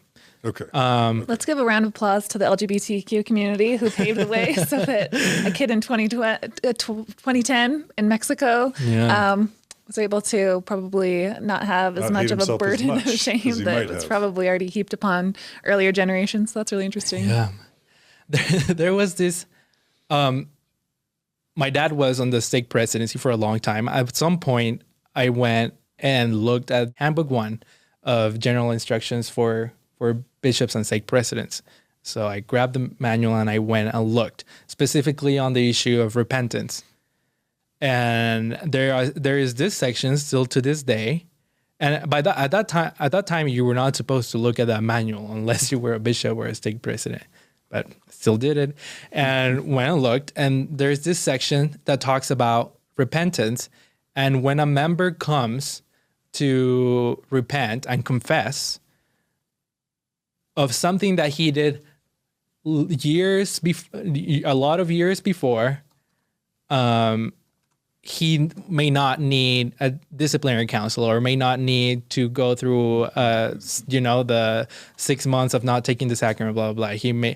If he stopped doing it, he may be forgiven. So I was like, then why do I have to tell the bishop? if like I just stop doing it at some point, I'm going to be forgiven. What's the whole thing about like telling the bishop? So I didn't feel like I had to. Uh-huh. And so it's in some ways I would justify it. But yeah. That's your brain keeping you safe, telling you, really? I know that you're going to feel some guilt here. Let me give you some happy chemicals just to make all that shame and guilt go away. It's just being strategic and smart and resourceful to kind of survive and thrive. I love it. Right. Yeah, I think so. And it's also learning to be kind of sneaky and, a little bit deceptive or justifying. Yes. It's all that. And who doesn't do that on some level in the Mormon experience? Yeah, that's what I was going to say. It all goes back to like that perfect Mormon family and things like that. And I'm just wondering how much, can't wait to find out when your parents and everything kind of, when you had to come out to them, when their perfect Mormon family was kind coming out. It's not what they expected. I know enough to know that coming out isn't the way I describe it. Is being outed the other word? I don't know. All right, let's get to it. So let me talk about So when I turned 14, the church came up with this program, which probably you guys heard of, EFY. And they brought it to Mexico. I think here in the US, it is owned by BYU. Originally, it was owned by BYU. And here, youth that want to go, not everyone gets to go, and you have to pay a lot of money to go. But what they did is, I think the church bought the program to translate it into Spanish and took it to Mexico. And I think the pilot program happened in my region. Really? Yeah, the first time it ever happened in Mexico, and I was the exact age that you are able to go. I think it was 14. So the church invested a lot of money into Mexican EFY, and that was. So I would have this great spiritual experiences in church as well. So it was kind of like a conflicting thing for me, because went to be EFY, and it's like this super. There's a lot of. They kind of went through Stephen Hassan's book of undue influence. Undue influence and mind control, and we're like, okay, well, let's create a program for youth that includes all these aspects as like a mini MTC. So to give us examples, I mean, music, obviously. Yeah, music. You're not allowed to talk to your parents. You're separated from them. So in Mexico, they rented this whole resort to have all the stakes around to go to this resort and do the EFY. So you are away from your parents. You have very strict behavioral things, like you can't do this, you can't do that. If there's the swimming pool, you can't. If anyone goes into the swimming pool, we're gonna send them back home. There's very strict no drinking, schedule, no smoking, schedule, super strict schedule. Like at this time we're waking up, at this time we're going to bed, at this time we're doing this next thing, and it's all day of like just spiritual things of hearing talks and conferences and mixed with like fun stuff as well. But everything has like a spiritual aspect to it. There's probably grooming standards and dress code. Oh, too. Yes. Like, so they would have. So as soon as I remember I had my hair a little long because that's how I always liked it. I want to see Gerardo with long hair, by the way. And my dad told me like they're gonna cut your hair if you don't. There, and I was like, they're not gonna cut my hair. So as soon as you get off the bus, they have this like YSA going and looking who has long hair, and they would put you aside and then cut your hair. Just like Jesus needed to have his hair short to be able to minister. Yeah. Yep. Not short shorts, even for men. Just I don't know. And the peak event of it is this super spiritual conference where there's music and this show videos and images about Jesus and this is what he did for you and he died for you, and that's probably when I realized, okay, probably the church it's true. That for the first, I mean, I had the temple experience before, but it was a reminder, like the church has to be true. Like this is incredible. You feel so great. Yeah. It's gotta be true. Yeah. And then right after that, like huge conference, and they make you split into groups, and then it's a testimony meeting where like everyone stands up and share their testimony while you're bawling and talking about your experiences. And anyway, so I just have to say, in my Mormon experience growing up in Katy, Houston, Texas, youth conferences, temple trips, just the Mormon youth experiences, and particularly the testimony meetings where everyone's crying and singing and sharing things, that was the pillar of my testimony, because I never got that witness reading the Book of Mormon. Right. Ever. And it's really important because, number one, that's if Mormonism's strong, it's because they know how to generate what's called elevation emotion in those teenage years, combine it with family pressure, social pressure, get the kids to feel those super powerful emotions, and then always get them to associate that. You have these amazing feelings. We've helped generate these amazing feelings in you. And let's interpret that for you to mean that means the church is true. Therefore, you have a testimony. And that's what seals a Mormon kid into Mormonism, sometimes for the rest of their lives. Right? Oh, yes. And they made it free. It's not like here. I think it's a few Mexican thousand. EFY is free? It's free. Yeah. Here's a couple $1,000, I think. Yeah. They made it 100. The first time it was 100% free. Later they made it so like you have to pay a couple like $15 to go. Nothing, right? And then even if you were not able to pay it, the bishop will come in and pay it for you. So they really wanted all youth to go, and especially the less active youth to go to this program. Is that the name of it? Especially less active youth? Just kidding. What was it called in Spanish? What is it called in Spanish? Menos activos. No. The EFY. Oh, EFY? EFY. They couldn't make it. I just looked up the translation because I'm a nerd. They changed the name later to FSY, and what does that mean? Here it's like for the strength of the youth. Oh, okay. But they didn't have like. And at some point they did try to translate the name. I think they did translate it, but then they kept and then you have this like thing that where you go EFY this what would you like this like cheers chants and so those would still be in English. Like repulsed at like the colonization themes were going on here. Just all these Mexican kids shouting this white man's Bible fan fiction. I don't know. Anyway, and it was a really amazing and unique experience because growing up as a youth, the leadership, at least in my ward, I know in a lot of wards it was the same. It seemed like they would make the less active brother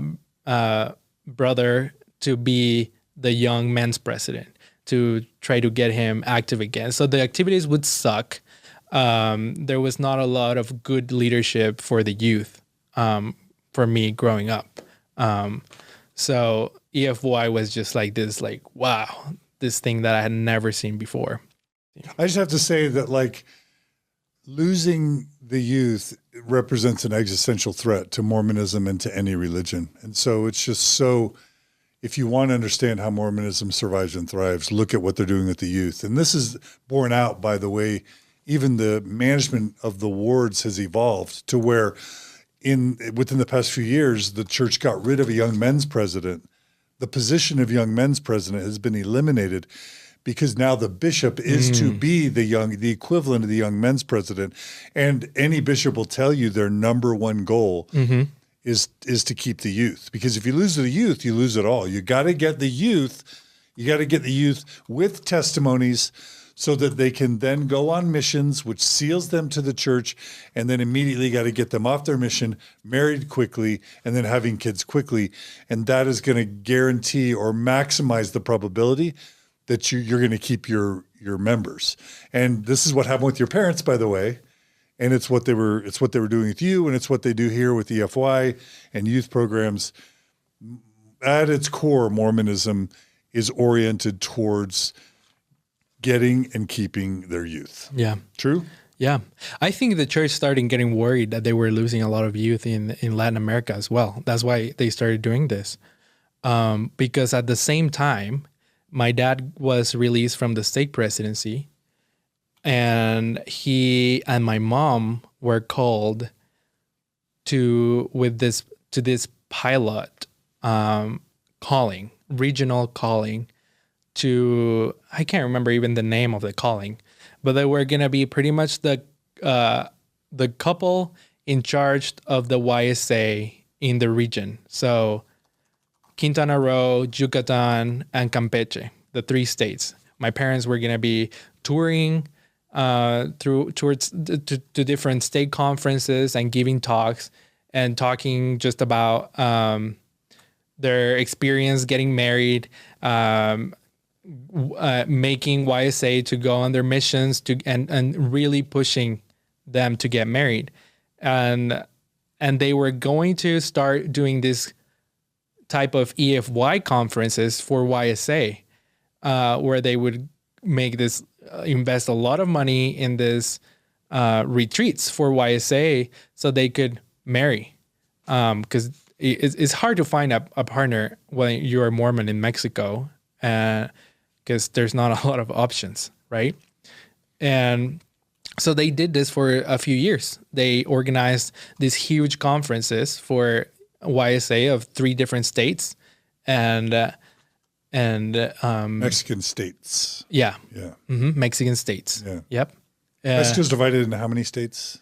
31, Okay. I think so. 31 states. Yeah. And total population of the country? I'm not sure. Okay. Yeah. I'm not I'm sure. on it, boss. Kara can look that up. Just so we can get a sense for. Right. I know just my city alone, there's 2 million. 130 million. 130 million. So it's like maybe a third of the United States-ish. Probably. Okay. Yeah. Okay. So yeah, and I got to go to a couple of their huge conferences that they organized. One of them was in Cancun, with I think they rented the hotels, and then they had like these huge retreats on like nice outdoors places and beaches and cenotes and. Hey, that's what Mexican kids get to do youth conferences and EFY at beaches. That's not fair. That's not fair. Yeah. And they were really successful. They got a lot of YSA to get married from those conferences. Yeah. It's smart. Very smart. Yep. Very smart. Yep. And so they would not be at home for a couple years. They would not be at home a lot of the weekends because they would be traveling to other states and to speak in state conferences to the young single adults. And that's the time. That's when I was in high school, and that gave me a little more freedom to like go out more with my friends, and also I started experimenting, going out on dates with guys, and I did stuff like kissed and made out with guys. That's right. a big deal. Yeah, big deal in high school. And tried alcohol and all this without my parents knowing. While you're on these EFI things? No. So I'm saying my parents would be traveling a lot because of their calling. Okay. So that allowed me to like have a little more freedom on like my going out experiences with friends and in high school. Yeah. So you started drinking. Dating. Yep. And dating boys. Mm-hmm. And we talked about whether we should even mention this. Most gay Mormon men I've interviewed, their first romantic experience at all is with a woman after their mission, and it's usually with the woman they end up marrying. And they don't experiment with any same-sex romantic stuff prior to getting married to a woman at all. Yeah. And so it's interesting. I like the idea that we finally get to interview a gay Mormon man who in his youth was able to at least date a little bit or make out or do normal teen stuff. What was that like? It was great. I loved it. But did you feel like a super hypocrite? I did. And I felt there was a lot of shame, like going on Sundays. Are these kids from high school or how are you meeting these kids? Yeah. Gay Mexican I can't remember. Kids? Maybe, I don't know. There aren't apps. Tinder, what is the thing? Were there apps? No, I don't. Back then? I can't remember. No, there were no apps. We won't check your search history. Just tell us. I'm just kidding. I don't know how it found. I think parties. Okay. Maybe. I mean, you were out. Yeah. So. Yeah. Okay. Is there like a culture of like in America, the way that you can almost tell if somebody is gay by the way they dress and the flamboyance? Yes. Is that a way that you dressed or a way that you presented yourself that you could? Same thing. Yep. Okay. So yeah, so it was really easy to pick who's gay on the party. I mean, there wouldn't be many, probably a couple, but yeah. So you're believing in Mormonism. You know it's true. Your dad's been in stake leadership callings. Your mom and dad are totally in it to win it. You're viewed as like a model Mexican Mormon family. Yep. And you're making out with boys in high school and drinking, right? Yeah. And you're saying you were tormented? Yeah, a little bit. A little bit. Like when EFY would happen, can you imagine how would that make me feel? Like, oh crap. But at the same time, I would be like, but this is not going to work for me. I'm gay. Mormonism is not going to work. You knew in the long run. Yeah, it wouldn't work because I didn't know there was something like mixed orientation marriages. I didn't know there was a way to maybe make it work. For a while. Right. Yeah. And until it doesn't. Right. Because no one's talking about it. And I'm not going to tell my parents that I'm gay. Can you imagine? Yeah. So, okay. And what was it? This is going to sound weird, and I don't even know how to ask this question. What was it like making out with other boys? Like, was it like exciting and fun? I'm sure. Oh, it was amazing. I loved it. Yeah. It was. Yeah. You didn't feel you were able to enjoy that. Yes. I'm so happy you were able to enjoy that. Yes, and I would tell my friends about it, and like they were happy for me, and yeah, it was great. It was great. Love, Simon. Is that the movie Love, Simon? It reminds me a little bit of that. Yeah. I loved high school. High school was great for me. It was fun. It was really, really, really fun. But at the same time, I was the best seminary student. Like my seminary teacher loved me, and I was the one knowing all the scripture mastery and winning the competitions, and your lips were fast the one who knew the most about the doctrine, because my dad was an avid reader. He had all doctrines of salvations, all this like Mormon general authorities books, and he knew a lot about doctrine. I remember this one time when I was junior high, we were talking about evolution, just so you can just picture how much my dad's ideas are, even though he's very smart, how much Mormon ideas are rooted in him. Evolution was a topic. So I went to my dad and I asked him, hey, what about this? What about evolution? Like, how do we explain this? And he goes and shows me a scripture, I think it was on the Bible, where he talks about people. Oh, because I was like, how do we explain these skeletons that look like between monkeys and human? Like, what is that about? Transitional fossils. One of the explanations that I heard later was the one that everyone knows, that is that God put elements from other earths into this one, right? But the answer I remember he gave me was she showed me this scripture in the Bible where he talks about having sex with animals. Bestiality. So yeah. So on my mind, it was, these skeletons are the offspring of humans having babies with monkeys. That's how we explain it. And that's what I understood from what my dad told me. But anyway, so I have to jump in and just say that when you talk about your dad kind of reading Doctrines of Salvation and Joseph Fielding Smith stuff, it brings something really powerful back to me, because when I was, I had my seminary experience growing up, but I didn't fully understand Joseph Fielding Smith and doctrines and Mormon doctrine, Bruce R. McConkie kind of stuff until my mission. Because what happened was I went to the distribution center in Guatemala, and they sold all 3 volumes of Doctrines of Salvation. And I wanted to learn Spanish, so I read those 3 books in Spanish. And that served 2 purposes. It helped me learn vocabulary, but I also learned a super rigid form of Mormonism that I'd gotten a taste of in seminary. But Joseph Fielding Smith takes it to a new level. And by the way, there's nothing really original that Bruce R. McConkie taught. No. He basically just repackaged stuff from his father-in-law, Joseph Fielding Smith. So these are books that are like, tornadoes and hurricanes are formed and earthquakes are from sin, and never use the Lord's name in vain, or like awful things will happen to you, and the gays are bad. Evolution is bad. Evolution is of the devil, all that 7 deadly heresies kind of thing. That all came out of Doctrines of Salvation.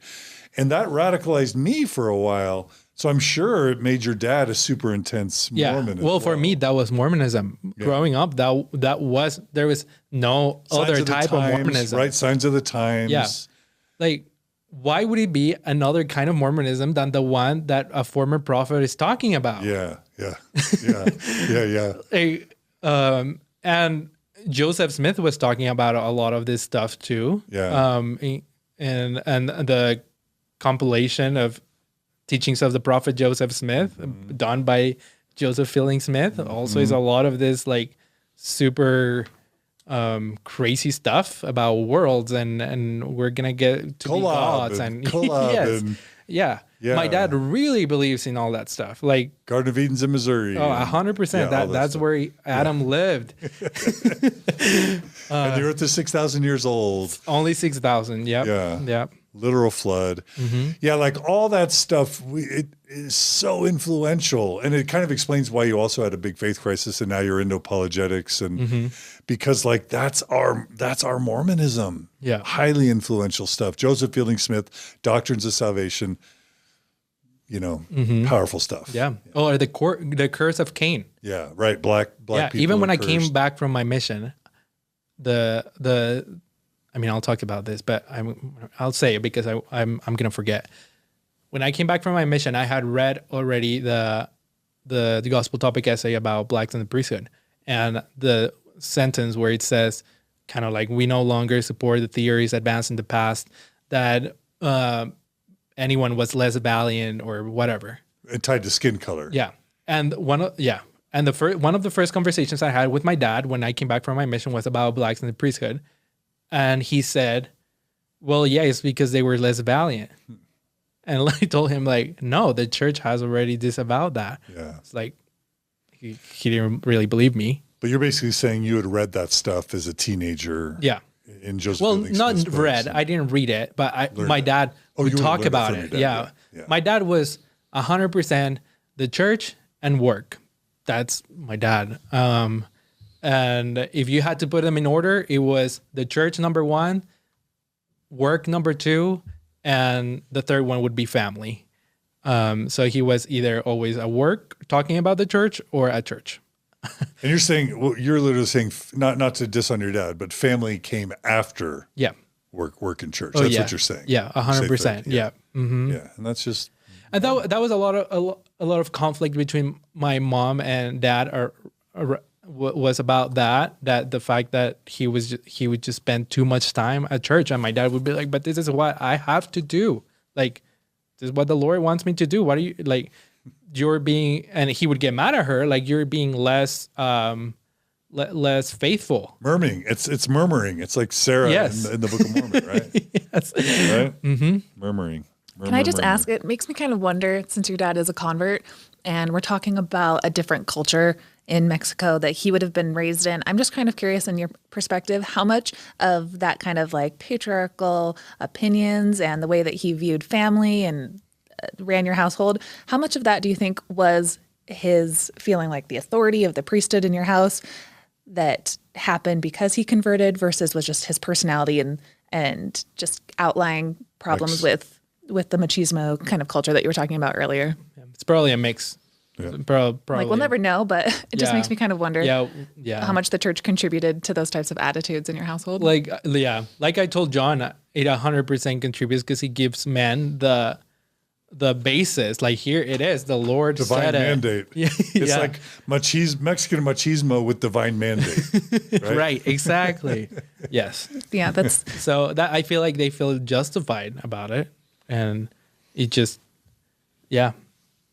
I don't know. I can't give you a percentage of how. Yeah, it's just interesting. And also it makes me kind of think that if your dad and so many other people don't know about the gospel topics essays and the different things that we probably shouldn't be teaching anymore, like, who knows what ideas are still being purported as from the mouthpiece from Salt Lake City that are still supposedly accepted ideas that people are still teaching, because the gospel topics essays are not around the world. You mean around the world that they're not widely taught and disavowed. Like I said at the beginning, till today, I would say 80 to 90% of Mormons in Mexico believe that they're literal descendants of Lehi. No one has told them, like, oh, the church has changed the intro. Yeah, that's they're really gonna be interesting. the last to know. Yeah. Mm-hmm. Well, and Book of Mormon Central. The church spends a lot of money on Book of Mormon Central, and the church donates a lot to More Good, and More Good donates to Book of Mormon Central. And More Good spends a lot of money in Mexico, and Book of Mormon Central spends a lot of money in Mexico. And they're always talking about how Mexicans are the descendants of Lehi till today. Mm-hmm. Still. Yeah. Yeah. Anyway. Okay, so your dad was a Bruce R. McConkie, Josephine Lee Smith Mormon, and kind of a Mormon scholar, in air quotes. Yes. Right? Doctrinal guy. Yeah. I'll say that. Okay, so here's where my parents find out I am gay. So it was a state, my dad was in the stake presidency at this point again. So you know how they release him, they called him to the regional calling for the YSA, and then they released them from that, and then he was called to the stake presidency again. Yeah. With a different stake president. And so I think it was a ward conference, and my dad was that day, and he was on the stand. What do you call it when they're presiding? Sitting? Yeah, he was presiding, right. So I was sitting in the second row of the chapel. It was me, my sister. At that point, so I had already told my sister I was gay. So my sister was like, what? Like 12 years old. And I had told her I was gay. And she knew. She knew. And she kept the secret. She didn't tell my parents. Anyway, so I was sitting, then my sister was next to me, and then my mom. And I remember I had this Motorola. Flip phone? Not Motorola. BlackBerry. BlackBerry? It was BlackBerry phone. And I was texting with a guy that I had met the night before. Oops. And texting, blah, blah, blah. And then at some point, I just started paying it. My dad is a great speaker. Charismatic. Yeah, super charismatic. Like, I loved when my dad would give talks. Like, he's amazing. So at some point, I think I was paying attention, maybe to what my dad was saying. And my sister asked for my phone. And I didn't think about it. I just, okay, here it is. Give it to her. And then at some point, I reacted. And I turned. And then my mom had my phone. Oops. And she was reading. And like, scrolling or whatever you do with Blackberries. And I just started panicking. Like, oh my gosh, she's going to read the text that I was just texting this guy. So I kind of like do this to my sister and tell her, hey, tell mom to give me my phone back. And my sister would not look at me. She was just like, she just ignored me. Oh no. And I was like, what is happening? Did she turn you in? I don't know. I've never asked them what happened or how it happened. So can you imagine just the feeling, just the last 20, 30 minutes of the meeting? What'd you feel? Yeah, I was just dying inside. I was like, what am I going to do? What are my parents going to do? They're going to kick me out of the house. I have told my friends who are non-Mormon, two of my best friends, girls, Catholic. I told them at some point that if my parents ever found out, they would probably kick me out.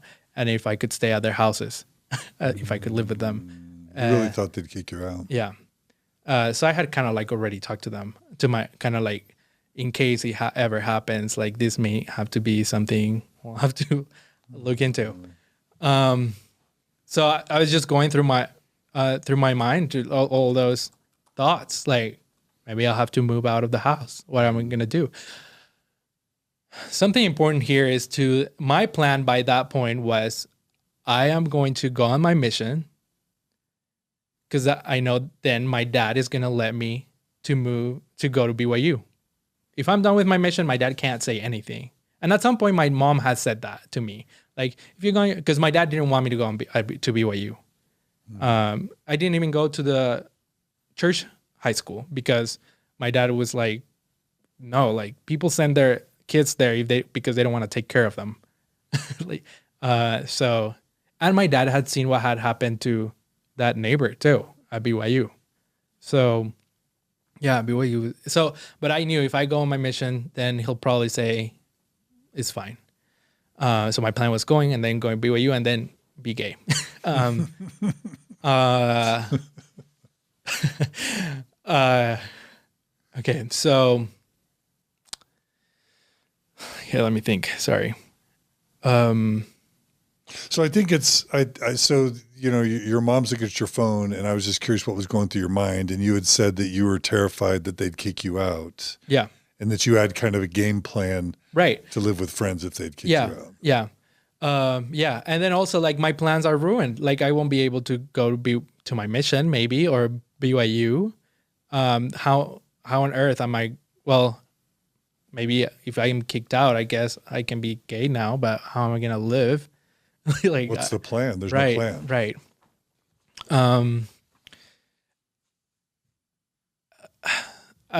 Some of the reasons that made me think like maybe I can live on my own was that by that point I was really involved with the family business, so I was making pretty decent money. So I was like, I can maybe do that somewhere else. And so, anyway, just if people think like, how can he think as a teenager just move out and live by himself? But those were my thoughts going and through my mind, and just was really scared.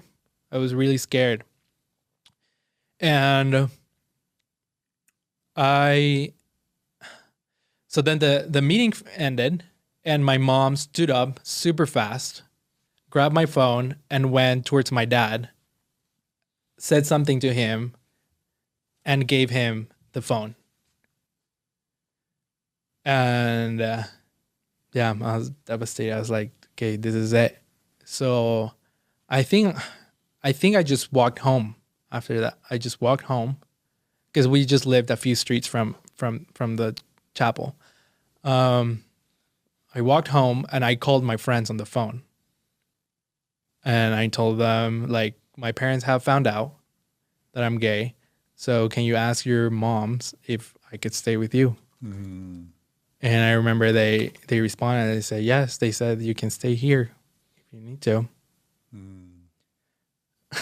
Mm. So then my parents came back from church, and my parents went right into their bedroom. They didn't say anything to me. They just went into their bedroom. And I think part of it was, like, my parents have never heard of this before. I forgot about this to tell this too before. While I was in junior high, the school psychologist had called my mom to talk to her about me being bullied. And the school psychologist had told my mom that I was like kind of like inferred that I was gay and that that's the way I was and that there was no way to change that. And my mom just got super mad and was like, he's crazy. Like, there's no way my son is gay or whatever. So she ignored it. And this was early on. Anyway, so they went into their room for several hours, and I was just outside, kind of like not knowing, okay, what am I supposed to do? And my sister at some point went into their bedroom. Before you. Before me. Yeah. And I don't know how I found out about this, but my sister, one of the things she told them was, that's the way he is. You can't change him. And just let him be who he is. That's nice. Yeah. So then finally they call me in to the bedroom. And my mom, she's been bawling and crying. And I think my dad too. And they asked me kind of like, okay, so here are the options. What do you want to do? We can look for resources that can help you help you with this problem that you have. And then so you can maybe go on your mission and just keep being faithful, or what do you want to do? they're doing. I don't think they gave me option B, but I mean, what do you do? I was okay. Let's look into like what resources can help me. And I just have to say that two things strike me there. One is that, well, at some level, you're comfortable and happy with who you are, but then you're realizing that who you are has now caused a huge problem and made your mom cry and made this huge, serious jolt to the family. There's sort of like experiencing that for the first time. It's like, whoa, who I am is causing trauma to my family and making my mom cry. And then there's sort of like the pathologizing of it, where it's not just that, but it's a little bit worse than that, because it's like, okay, this is like an illness. This is like a disease. Maybe we can cure you or fix it. Is there anything you want to say? That's how it's coming across to me, how it might have been for you at the time. Well, I felt horrible that my mom was crying, that they found out I was gay. And I just felt horrible. And I just felt like, okay, this is the only thing, like this is my only option. And like going with it, like, and doing whatever they want me to do. And maybe at some point in the future, I'll be able to figure something out. But yeah, this was when I was 16. My birthday is in January, so it was like mid-16 probably. And one of the things they told me, my dad said, we're not gonna tell the bishop. Well, first he asked me, you haven't done anything with a guy like that would, or anything that would need you to confess to the bishop, right? Oops. And you probably had. Yes. Yeah. Well, what does that mean nowadays? Just made up. Right. Because are you supposed to confess if you kiss the guy nowadays? Like, right. I don't know. Right. Anyway, but well, in my mind, I'm like, of course I have, but I also, but the way he was saying it was like, right? That's how it felt to me. Leading the witness. Yeah. So that you would. Yeah. Because your dad, I mean, what Mormon stake president wants it to get out that his son's gay? Right. Right? Right.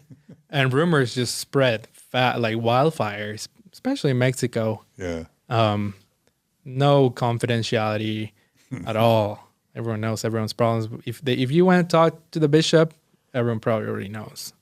And bishops don't know anything about this topic. Like, they're not trained, and they like that, and the church doesn't really talk about it. The church doesn't have a lot of resources out there. What are they gonna offer? I think that was part of my dad's mind too.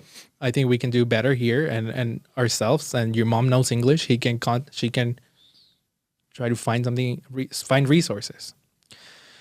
So I told them, no, I don't have anything to confess. And till this day, they're breathing a huge sigh of relief. It's like, oh, wow, good. Till this day, my parents don't know that I did all that stuff. So if they listen to this, this will be the first time they. And again, all that stuff means healthy, normative dating. Yeah. Which you would want for anyone, right? Right. But it's in a Mormon context, it's shameful and scandalous. Yep. Yeah. So yeah. So there were those were the thing that what happened, and then the next days, my mom and my dad just started researching online. She knows English, and they found Evergreen. Ouch. Yeah. Should we tell people what that is? Yeah. So Evergreen is an organization that started in the late 1900s, like 1990, maybe? 90s. Yeah. I think 80s, actually. 80s and 90s, yeah. It was a group of LDS gay members of the church who were wanting to make mixed orientation marriages work or being gay work in the church. And based on this, they founded this organization based on the idea that people can change, that homosexuality can be cured and repaired, and you can become, if not completely heterosexual, you can definitely manage your attractions towards the same gender, and eventually marry a partner, and just like a different sex partner, and go to the temple and just live a Mormon life. And just because I studied this as part of my PhD, I'll just add a tiny bit. I would love that.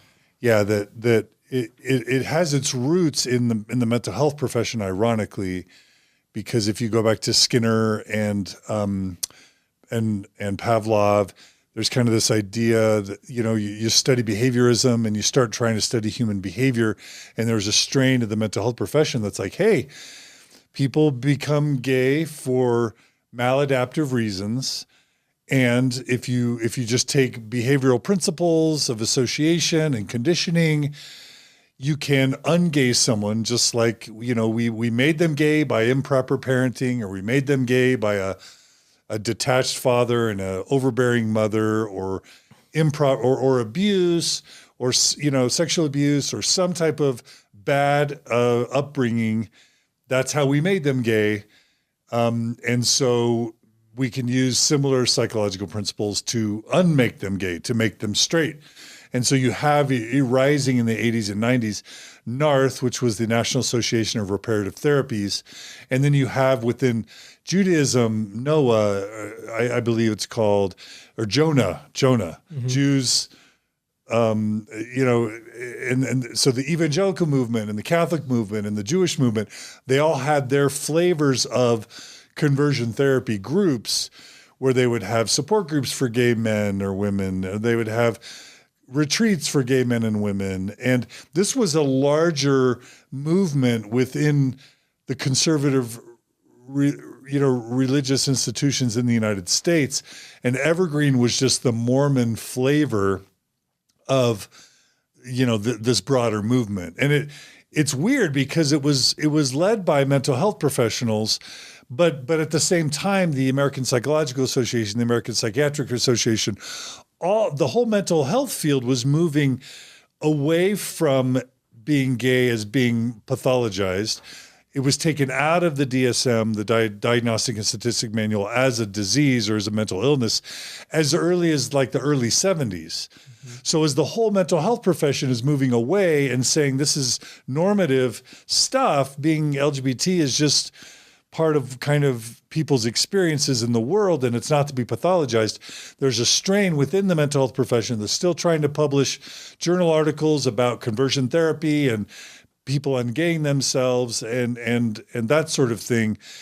And so it's this weird schizophrenic dynamic that was occurring. And so this guy named Dean Bird, you want to look that up. I think it's BYRD, but he was like the Mormon, he was a medical doctor. He was one of the main guys who started Evergreen, which is the precursor to North Star.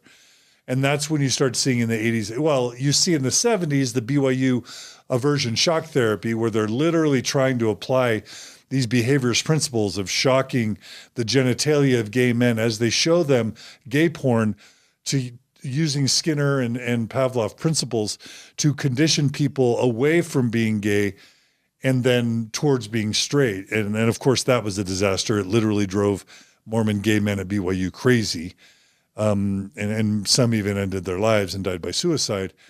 So anyway, that was the early version of this. And then towards the 80s and 90s, you start to see support groups and then these retreats like Journey into Manhood and others.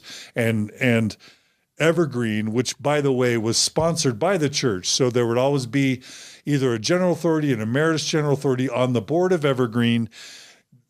Regularly, they would have these annual conferences where either a current or former general authority would speak. And I discovered in my sleuthing work in the early to mid 2000s that the church was funding Evergreen. Yes. So part of my passion around the More Good Foundation and Fair Mormon and Book of Mormon Central and the Interpreter Foundation was realizing that what the Mormon church would do is they would shadow fund these nonprofits to do kind of the dirty work that they didn't want any legal or financial or PR liability for being involved in.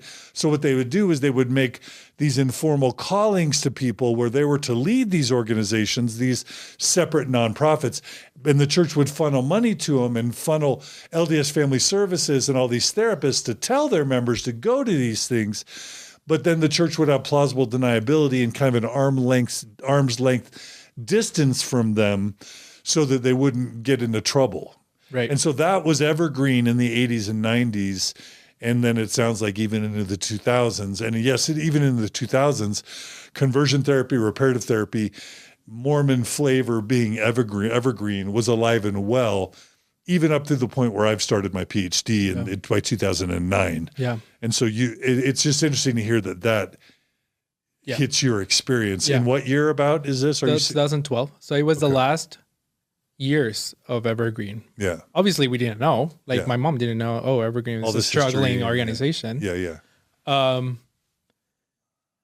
I've heard from a really, really, really good source that the main reason why Evergreen disappeared was, I mean, there's a lot of reasons. Like you're saying, the church was realizing that conversion therapy is not working. That it's a legal liability, right, and a PR liability, because people like Michael Ferguson and others start suing Jonah, the Jewish version of Evergreen, and others. And of course, the head of the evangelical version of Evergreen, and I'm forgetting its name right now, Exodus, admits that he comes out as gay and admits that like 99% of the gay men who have been through Exodus International were never changed. Right. So I'm not trying to take credit for this, but me and Bill Bradshaw and others in the, when Prop 8 made us mad, and then we're learning about Evergreen and that makes us mad.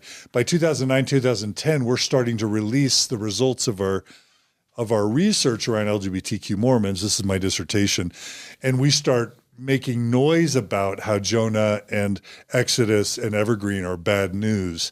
So that all, by 2010, 2011, 2012, this is all leading up to the TED Talk.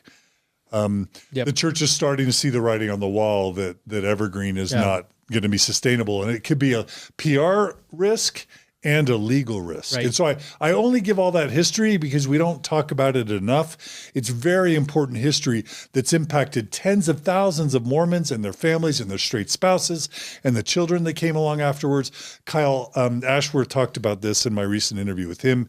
He's amazing. But this is really important history that affected tens of thousands of lives. And it's the backdrop to what the story you're about to tell. So I hope that's okay. On the Greg Prince, on his book, the gay rights on the Mormon Church, he has a whole section of Evergreen. He says that on the best days of Evergreen, they were at some point they were getting at least 150 men, most of them married to women, contacted them for help every month. So yeah, it was. They worked also close together at some point with family services, with LDS Family Services. And they were constantly being referred by bishops and stake presidents. And I mean, Evergreen definitely had its impact. And by the point we found out about Evergreen, they were really struggling. We didn't know about this, but I was saying that I've heard that the main reason it disappeared was because the church stopped funding them. And I went last night and looked at the tax returns, and they go from having several $100,000 to having like $6,000 one year on donations. The last year they were operating in the reds the last 3 or 4 years. So they went from having hundreds of thousands of dollars to like all of a sudden there's no donations. I've heard from a really good source that it was the church who was originally donating and they just stopped their donation. In Greg Prince's book, he talks about how also the church stopped letting them use the Joseph Smith Memorial. Because they used to have their conferences there on church property. Yep. Yeah, and I'm just torn because on the one hand, it's super smart of the church to avoid legal and PR liability by creating these nonprofits. But why didn't the church come out and say, hey, we don't agree with Evergreen anymore? No. I mean, that's what I'm Right? about to say. That Yeah. like, there's this long history of the church creating these shell nonprofits to keep them at an arm's length, tell donors to give money to them, call people to work with them, tell their bishops and, people to refer to them for various reasons, whether it's apologetics or LGBT stuff. But then to have it at arm's length, and then if they need to cut them off or shut them down or distance themselves, there's never any accountability. There's never any explanation. It's just start North Star, start something else as a replacement, and these people all just kind of get forgotten. And on the one hand, it's brilliant legally and from a PR perspective and even from a financial perspective. And there's something that's just always bothered me. It's kind of shady and dishonest. It's super shady. It's super shady. Evergreen is telling us the church is fine with us. The church loves us. And what Evergreen tells my mom is these studies that are coming out against conversion therapy, they are being done by gay men who are into psychology, and they want to just prove that they are correct by living their gay lifestyle. So you can't trust those studies. You need to trust us because we are trying to make it work with what the church, obviously the church is true. This is the path the church wants us to follow, to get married, get eternal families. There has to be a way to make it work. So of course, the APA and all the psychology associations, they are filled with gay people. And atheists. And atheists, right? Yeah. and they're changing the rules and changing the manuals to make it look like homosexuality is a normal thing when it's not. It's a whole persecution complex that the world hates God's law, the world hates Mormons, the world hates righteousness. And so the mental health profession's out to get Mormons, and evil is behind the normalization of a gay, quote, I'll say gay lifestyle in quotes. Yeah. And I just want to say, as someone who spent 6+ years of my life immersed in the literature, the least credible studies were the ones done by North Star, Evergreen, by Exodus, Jonah, by Exodus, because there were mental health professionals doing studies on the effectiveness of conversion therapy and of reparative therapy. But those were the lead. They would only recruit from believing religious members. They would, those samples were extremely biased. They wouldn't seek to get a broader sample size that would draw from diverse populations. And they would never show the follow-up of how effective these things were 6 months later, 12 months later, 2 years later, 5 years later. Right. Because, when you're like you, or we need to get to your story, but when you're a young, impressionable, gay, religious person, and all your family and your clergy and your community are all pressuring you to go through conversion therapy, one, you're going to do it, and two, you're going to tell them all that it was amazing and that it cured you. And so if you just recruit from that sample of the ones who are in it, and you just ask them immediately after they go through some conversion therapy, how was it? It was great. I'm cured. I'm fixed. Right. And then you don't do any follow-ups. That's a dishonest and an ineffective sample, right? If you don't work really hard to say, what about the people that went through conversion and reparative therapy 5 years ago and 10 years ago? Are they still straight? Did it really cure them? Did the treatment last? Or did they just become gay and then leave the church? Well, none of their studies showed any of that kind of longitudinal impact. And so it was broadly known that those studies that supported conversion and reparative therapy were amongst the least credible in the social science realm, not because there was this bias, but because we knew about by then the depression, the suicide, that was all starting to emerge. And we knew that there were very high stakes, and the divorce rates we knew that there were very high stakes involved. So it wasn't that we were trying to push some secular agenda. Right.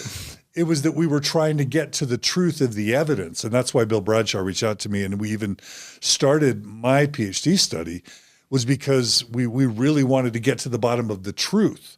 And that's why when we did our study, we recruited from Evergreen, we recruited from North Star, we recruited from everywhere, because good science recruits from everywhere, not just the subpopulations that are gonna advocate for your position. So I apologize that we've gone on this rabbit trail a little bit, but I think it's necessary. I think it's important for giving some context for what you were, because I'm bewildered that you had an experience with Evergreen as late as what year? 2012. Yeah, because by then they were really on their way out. Yeah. So then there's the international effect of like, well, things may change in Utah or in the United States, but oftentimes the impact of these things persist even till now. Oh, just a couple of years ago, my mom told me like, oh no, Evergreen didn't disappear. They just merged with North Star. They still hold to their beliefs. And my mom, I don't know if she still believes it, but pretty recently she told me she still thinks that what they're saying is true. Yeah. So let's jump to your experience. So I'm sorry. No, I think it's great. And something else I wanted to say is that Evergreen would use these manuals written by Spencer W. Kimball about how homosexuality had and could be changed. How it develops and how it could be changed. Right. Right. And it has the story. And have the church stamp, like, right? Yeah. So of course, like we have to trust Evergreen. Like here are this written by a prophet who was talking about homosexuality. And what was Kimball's view on how it happened? Kimball taught that mainly his approach was homosexuality can be cured through prayer, through going on a mission, and to finally marrying a woman. And that's the way to go. But also that it's developed by masturbation. Oh yes. By abuse. By a distant father and an overbearing mother. Right. No science behind that. Right. Yeah. But was that part of it? Yeah, that's part of it. That's what. Yeah. And a lot of these manuals and pamphlets had the church stamp of approval. So yeah, just can't get away from that. Anyway, so my mom buys a lot of books, a lot of literature from Evergreen. One of them, I think, was Voices of Hope. Ty Mansfield's book. Yeah, they sent her. Deseret Book published it. Right, Deseret Book published. Yeah. Deseret, but I didn't read that one, I don't think. But they sent her literature for her and literature for me. And the literature it was for me, I remember there was this workbook that I had just to go through, and it was just kind of going through a gay man's life and like how you were bullied in elementary school, and which is true. Yeah, and how your dad was distant. You have bad communication with your parents, so it's not really true. And the fact that you're attracted to men. It's mostly related to the fact that you look up to them, and then that later develop into an attraction that if we can improve your relationships with men, then we can reverse that unnatural attraction that appeared because of your distant relationships with men, unhealthy relationship with men, and very close relationship with women. So yeah, that's the workbook. And then my mom tells Evergreen, they tell her about conversion therapy, tell her what it is. And she says, well, I need the best conversion therapist that there is, available. And, I think they tell her, well, you'll have to wait for a couple months because he's booked out. But, there's this therapist who is the godfather of Mormon conversion therapy. His name is David Matheson, and he can do wonders. So my mom's like, okay, let's do it. And we're paying for this therapy that I think it started every week first, and then it went every other week. We did it through Skype, and I knew English because I went to bilingual school, so I could communicate with him. It was a really hard time because I would come from school every day and my mom would be crying the first weeks after they found out I was gay. We'd just eat lunch and she's crying. And I could tell she's been crying. And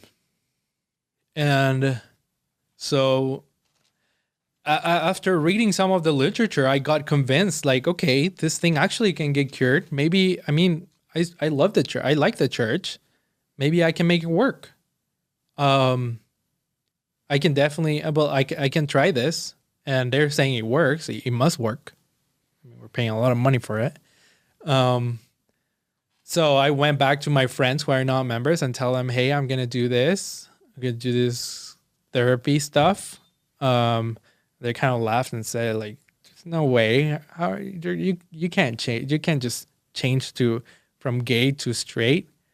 And I was like, no, I think it can really work. I'm going to really try this. So I need you to support me. And my friends were like, okay, fine. they'll be supportive. And so I started doing the therapy. Yes, you were going to ask something. What did the therapy entail? So the therapy was, it's mostly talk therapy, just going through my past life, getting over trauma about me and my dad, distant relationship, and my not a lot of goals of like, okay, maybe you should stop hanging out with women that much. Your friends try to make them more straight men.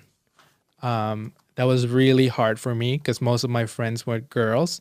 My parents would really police that I was not just hanging out with girls, that I was really trying to hang out with guys. That's probably some of the most traumatic parts of it was just this constant being constantly thinking that, okay, I have to be more with guys. I have and this thing that was uncomfortable for me to have to do it. And then a lot of the therapy with when we would talk was I showed you the spreadsheet. We would do this constantly. If you want to explain more of it, I can't. I was thinking about a guy that I was attracted to and do this kind of exercises to try to I don't know how to explain it, but this is how I understand it. Try to see the guy more like as a brother rather than someone that I should be attracted to, I guess. I don't know. I don't know if you've seen the sheet. How would you explain what was he trying to do? Yeah. So, this is just my understanding, but there's all sorts of things super wrong and unethical about what you were put through, and not to hate on anyone, but I did get a PhD in this, and so I have strong feelings about it. Number one is there's no psychological basis for an etiology of same-sex sexuality or origin of same-sex sexuality being rooted in a distant father or an overbearing mother. Because what Mormon kid doesn't have a father that's so busy working and serving in the church that he's felt as distant? And what stay-at-home mom isn't super involved in her kids' lives? And if that were true, all Mormon boys would be gay. And so that not only does that not explain it, and that's illogical, there's no scientific basis for it. So to have a psychological or a medical intervention that's got literally no scientific backing on its face is unethical, right? So that's the first problem. The second is it's ignoring, even in the 1910s, it's ignoring the emerging science, which started in the 1990s or later, that there's genetic associations with being gay. There's hormonal influences in the womb. And it's clearly by the mid-2000s, Bill Bradshaw was already presenting as a BYU biology professor at BYU. He's talking about the biological origins of same-sex sexuality. And so, we know that it's got a biological origin, that they've done twin studies, they've done left-handedness studies, they've done brain scans and genetic studies, and they're realizing that a birth order studies and all of these emerging scientific studies are showing, this is a biological thing, right? And conversion therapy, by the mid-2010s, we know that conversion therapy doesn't work. There's enough evidence coming out that this stuff is just like a it's like a revolving door where they come in, they go through the therapy, they say they're great, and then they leave and go out, and they're not changed. So there's that. There's the financial cost and the financial burden to you and your family. There's the pathologizing. You know, the DSM takes away the pathological stigma of same-sex sexuality by like 1973. So here we are like 30, 40 years later, and it's something that's actually known generally and understood. All the mental health associations, the Psychiatric Association, the American Psychiatric Association, the American Psychological Association, the Licensed Clinical Social Work Association, the American Counselors Association, the American Medical Association. By the 2010s, they've all condemned. They've all acknowledged that it's a normative, healthy variation of the human experience, that being same-sex sexuality, and that they've all got built into their code of ethics a standard that conversion and reparative therapy is ineffective and or damaging. Now, there isn't as much science behind that as we all would have liked, and that's partly why Bill Bradshaw and I did our study. But the fact that mental health professionals, that Dave Matheson is a licensed medical professional, is developing a treatment that on its face is unethical by the mental health standards of the time, that's a problem, right? Yeah. That's a problem. Yep. But then the other problem is one we've already acknowledged, and this is kind of letting out a secret, but it's super important to acknowledge this. Dave Matheson was gay. He was in a mixed orientation marriage.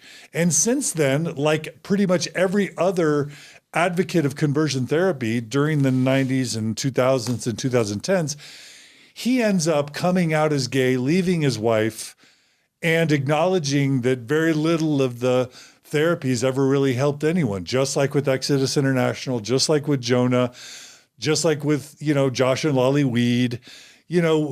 The church wants, there's this huge draw within conservative religions to advance damaging therapies and techniques. And then just like a person of color within Mormonism is going to be celebrated for being a Black Mormon who's faithful. Oh, look how great that is. Yes, the church has a racist past, but look, there's Kwaku. He loves the church and he's Black. That same sort of dynamic happens with gay people in the church where, one viable career option is to be that gay therapist who advocates for staying in the church and being faithful, and then starts having journey into manhood retreats and reparative therapy techniques and saying, hey, I'm gay, but I make it work. And you end up making a living. If you look at Ty Mansfield, he sells book contracts to Deseret Book. He recruits people through Evergreen and then North Star into Journey into Manhood, which he was leading. He gets invited. He gets indirect funding through these nonprofits in North Star. The church starts funneling money into North Star, or having donors funnel money into North Star. It becomes a livelihood for Ty. His reputation, and his wife Danielle, his reputation starts to grow. He starts to get invited to conferences. He gets a gig at BYU where he teaches there. And all of a sudden, his reputation, his livelihood, his ego, whatever, is starting to become bolstered and enhanced by the church's investment in him as a spokesperson for like, hey, you can be gay and marry a woman and be healthy and happy and believe in Jesus.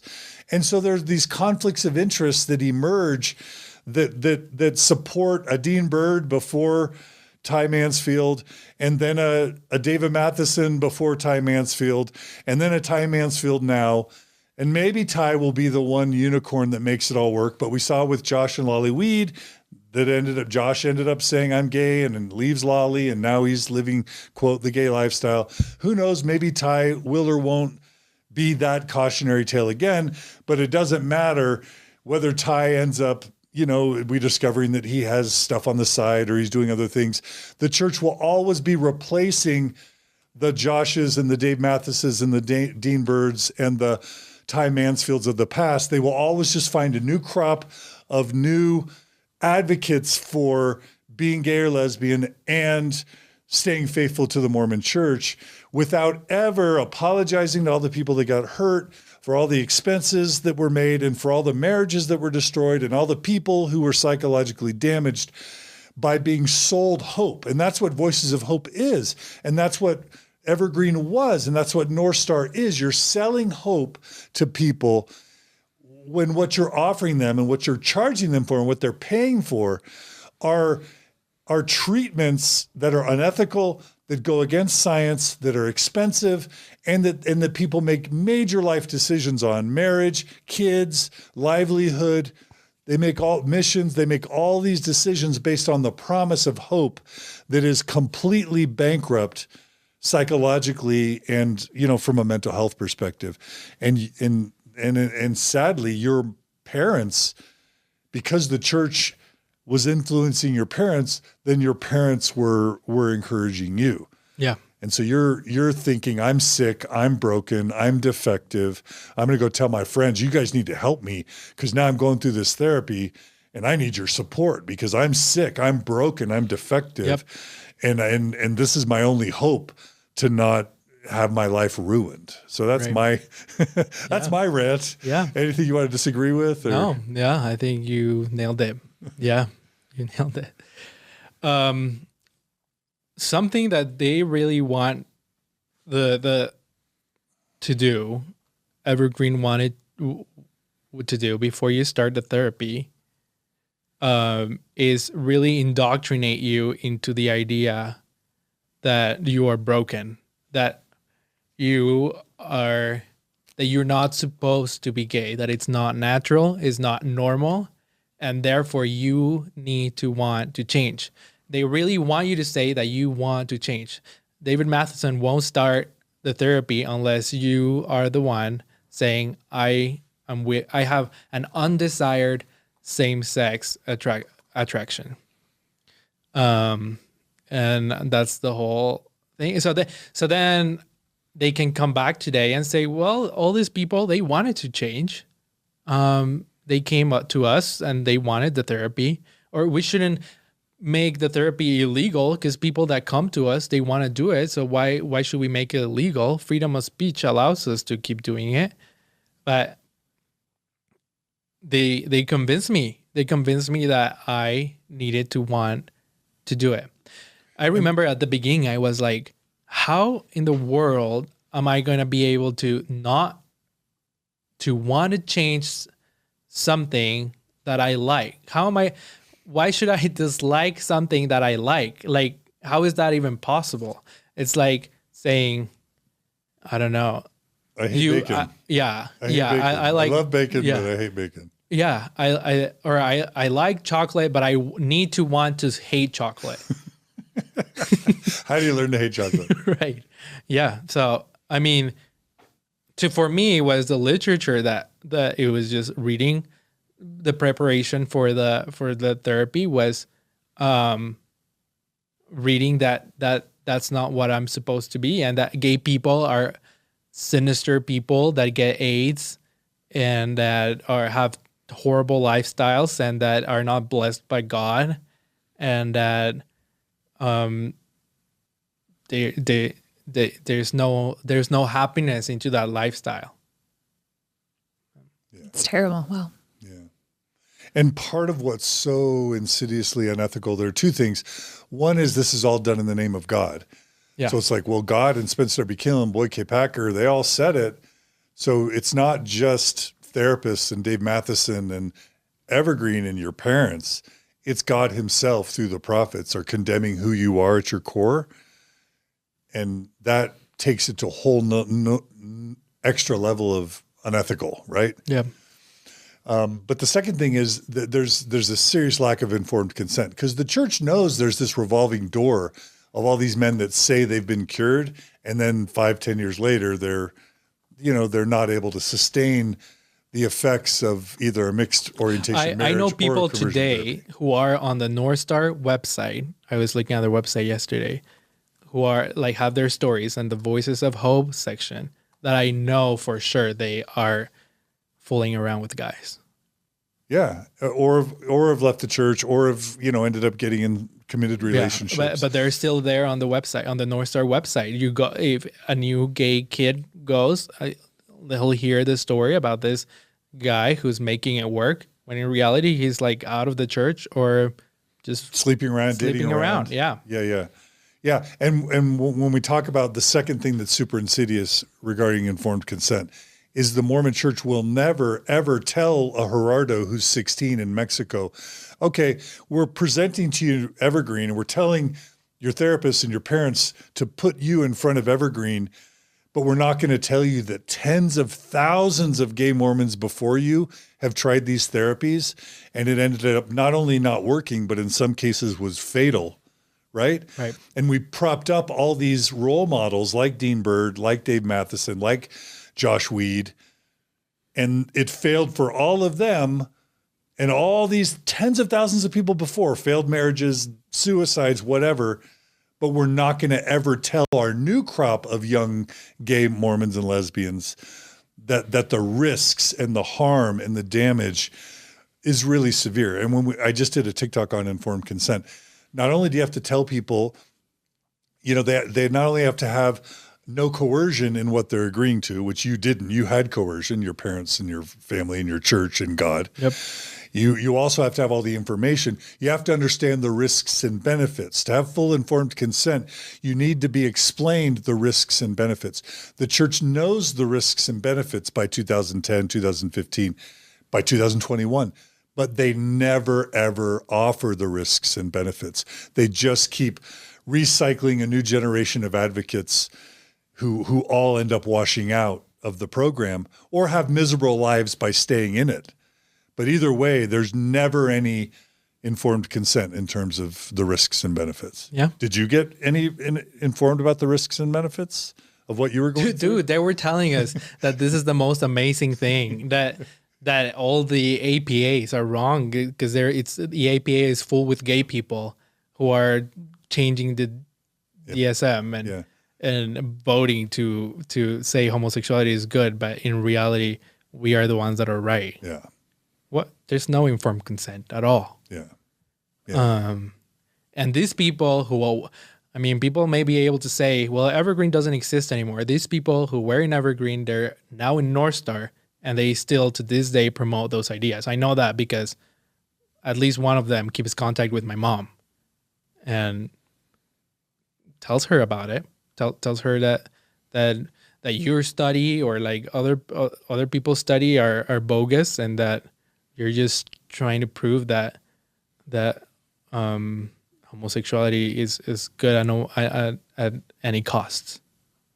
Yeah. And there's this whole culture, I haven't even mentioned this, of this retreat called Journey into Manhood. Yeah. And my David Matheson, my therapist, he was the co-author with another person of the Journey into Manhood.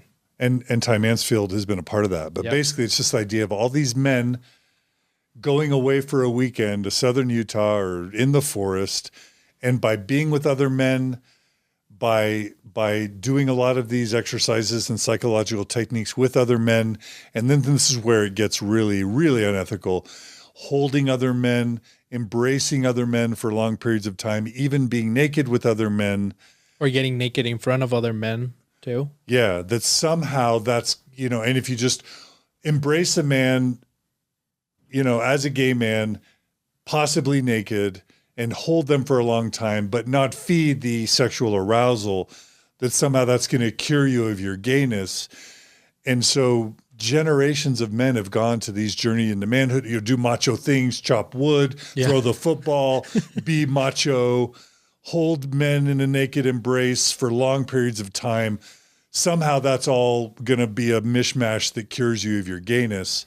And what often happens is you just hook up on the side, or, it doesn't last, or you're getting your part of your sexual or emotional needs met from these retreats to make it possible for you to try and stay in a mixed orientation marriage.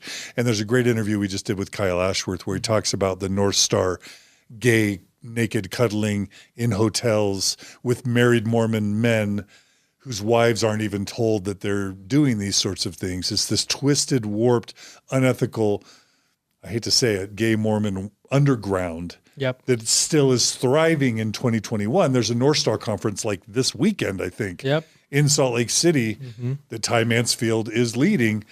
we've known about these things for over a decade and nobody cares. Nobody's talking about it. And Ty Mansfield is still funded by the church. I think he teaches at BYU, and North Star is still supported by the church. And it's the go-to organization for fair Mormon. Oh, the church is sending him to teach seminary teachers. Remember, Mark? That's right. Yeah, Mark Oslin said that Ty Mansfield was sent to train Mormon seminary teachers about how to deal with gay youth. And it's just a corrupt, rotten, unethical, seedy, anti-science Mormon, anti-science. That's what's just hitting me right now is that when you center yourself in an unscientific worldview, that, yeah, maybe evolution is not real, or the earth was formed from different planets, and you just have such a religion based around like folk magic that has evolved into this very conservative, ultra-orthodox version of this religion. And it just seems like, yes, that's the outgrowth of being so anti-science. They're just throwing crap at the wall, seeing if gay cuddling parties, maybe that'll work. Like nothing about ever just accepting people and going with the science that, like you were saying earlier about like, we don't exactly know the reasons that people have these sexualities. It's not Satan for sure. Like they won't accept that because that would go against everything that all the other prophets have taught. That's not even on the table, right? Like they can't just accept it. I hope that there's some changes happening because this is really... I'm a straight woman, but I'm like in pain listening to what these people have gone through. Is this a little bit newer for you? Did you know about? I mean, I used to be ultra conservative, didn't understand. Just a few years ago? Just 2 years ago. Yeah. I still believed that being gay was a choice 2 years ago. Mm-hmm. So it's really painful that what a bubble my mind was in. Just assuming that the proclamation of the family, that's what it is. That's what God said it is. And you got to get in line with it. This is God's way. There's no other way. Yeah. And, you know, there are a lot of post-Mormons that like don't care about LGBT issues or like even still carry their anti-LGBT stuff into their post-Mormonism. And I just want to say, even if you don't feel like you're an ally to LGBTQ issues or you don't feel passionate about LGBTQ issues, these issues strike at prophetic fallibility. Right. Number one, because you've got all this decades of declarations about how evil and satanic and perverted and wrong being LGBTQ is. Then you've got modern general authorities backtracking on all that because they've realized how much damage they've done. That is a huge, important illustration of the lack of Mormon prophetic infallibility. But then even if you don't care about the LGBTQ causes, you have to recognize the huge generations of psychological and physical and emotional damage done to LGBTQ Mormons, to the women and men that they married, and to all the kids that became collateral damage in these families. Even if you don't care about LGBTQ people, care about all the damage that's been done and the glaring, obvious reality that shows that these, you know, there are a lot of people that come on TikTok or YouTube and they're like, oh, come on, man, religions are all imperfect, but let people have their beliefs. And why are you hating on religious people? You know, just let people do their own thing. Mormons are nice people. Yeah. And there is a subsegment of these populations that are being destroyed, that are being killed, that are being damaged. And the worst of it is all the LGBTQ suicides, but stopping short of that, there's all the depression, all the anxiety, all the destroyed families. It's like a modern Holocaust. I hate to use that word. It's a psychological and a moral Holocaust that we're just starting to emerge from. I'm sorry, Gerardo, we've hijacked your story. No, I think you believe in 100%. I believe in what you're saying. Yeah. I agree with it 100%. Yeah. Yeah. It's sad today to have family, especially from my husband's side, just saying, well, church leaders just make mistakes. Like how can you just dismiss it and be like, well, church leaders just make mistakes. Don't criticize the church. I don't criticize you for being gay, so just don't talk about my church. Like, I was damaged by this. And it's not as simple as church leaders make mistakes. Church leaders are telling us today that we need to listen to them and that truth is truth and that they won't teach us anything that is not truth. It's just very sad. There's huge externalities to them getting it wrong. Yeah. There's a suicide epidemic. There's broken families. Yeah. So as you're going through this, Gerardo, what's it like for you going through Dave Matheson's conversion therapy? Well, at the beginning, I was like, okay, this is going to work. And it was really hard to have my mom ask me constantly, like after the meeting, how did it go? How's it going? How are you feeling? What happened? And how do you measure that stuff? How do I tell her, well, I guess I'm 10% less gay today. Like, so I would just be very quiet and be like, I don't know. It went good. It went good. And she's spending all this money. Yeah. And she's very frustrated that I'm not telling her. So they're kind of like policing me, my parents, and kind of like thinking, okay, is he actually putting an effort into this? A lot of conversations of like, oh, maybe you're not putting enough effort. Maybe you should doing more. You should be doing more. And pretty quickly, I realized that it was not working, that it was bogus. But what really affected me was having to hide even more from my parents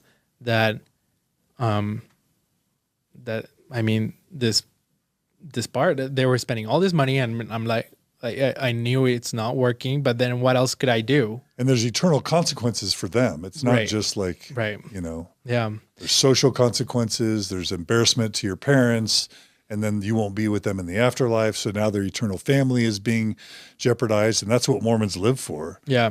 That's a lot of pressure for you. Yeah. Yeah. And later I decided, okay, I'll go back to plan A. I'll just pretend this is working, go on my mission, go BYU, and then be gay. Because this is definitely not working. So you just lie. Yeah. And say you're back on board. You're back on the team. Yes. Was the culture of your house, was this like the only thing that defined your personality growing up? That like the only thing that's kind of how it sounds right now to me, that like the only thing that was being talked about was you undoing your gayness? Or did you have like other things you talked about at the dinner table?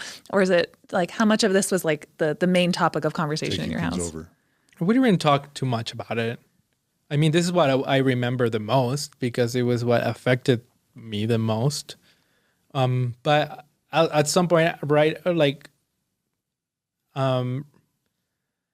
as I realized it was not going to work, I just went back to having fun in high school. And I can't remember. I don't think I really did stuff a lot with the guys after, but just went back. You're more careful. Yeah. Yeah. How did things wrap up with Dave Matheson? Just stop doing, like, I was going to go on my mission. So we just, you said, I'm fixed. I'm good. I mean, what? Well, how did that end? Okay. So here's the thing. So something that before my parents found out I was gay, something that really made them really proud of me was that I had told them that I was not going to date girls because I was going to go on my mission, and the church recommends not dating before going on your mission. So I'm going to be ultra faithful and not date girls. So I didn't date girls, and I was not encouraged by David to date girls because I was going to go on a mission. Yeah. So how do you measure that there's any change? Mm-hmm. So there was not like a completion. Okay, you're changed. Well, he would ask me like, how would you rate your attractions towards men? And I, at the beginning, when I thought, okay, I'll try this, I'll say like, I would say, yeah, I think it's working. But then as I realized it definitely didn't work, I lied to him and I told him, yeah, I think I'm less attracted to men and blah, blah, blah. And I think this is working and I'm doing great. And yeah, so. Did he ask for like a number, like 1 to 10? I can't remember. Okay. Yeah, I can't remember exactly. But yeah, he would ask me like about specific guys that I had talked to him before and how attracted I am towards them now and compared to before and stuff like that. Yeah. And his name is David Matheson. David Matheson. Yeah. And he's that famous, kind of got a bald head. Yeah. That guy that eventually came out as. Just a couple years ago. Left his wife, came out as gay. Yeah. Okay. Yep. So he probably liked talking about guys with you, hot guys with you. No, seriously. Yeah. I think he really believed that he was doing good work. Mm-hmm. I don't think he was trying to deceive people. I mean, he's the creation of the LDS church. It's not. Yeah. Mm-hmm. He's a victim. Right. Of the system. Right. Yeah. Yeah. And kudos to Dave Matheson for eventually coming out. Yeah. And admitting you were wrong and you hurt a lot of people. Yeah. And I'm glad I've seen him at a couple Equality Utah events, and I think he's dating. I think he's finding happiness and joys, and I'm happy for him. Zach and I had lunch with him recently. Yeah. Wow. Happy. Anyway, so I'm getting ready to go on my mission and send my papers, and my parents are happy that I'm. You're fixed. Yeah, you turned it off. I don't think they ever thought, because it was always a recommendation by David that I would touch base with him when I came back to see how everything was gonna work out once I start dating girls. So my parents never thought, okay, you're fixed. You're good enough to go on your mission. Like, you're fixed enough to go on your mission. But all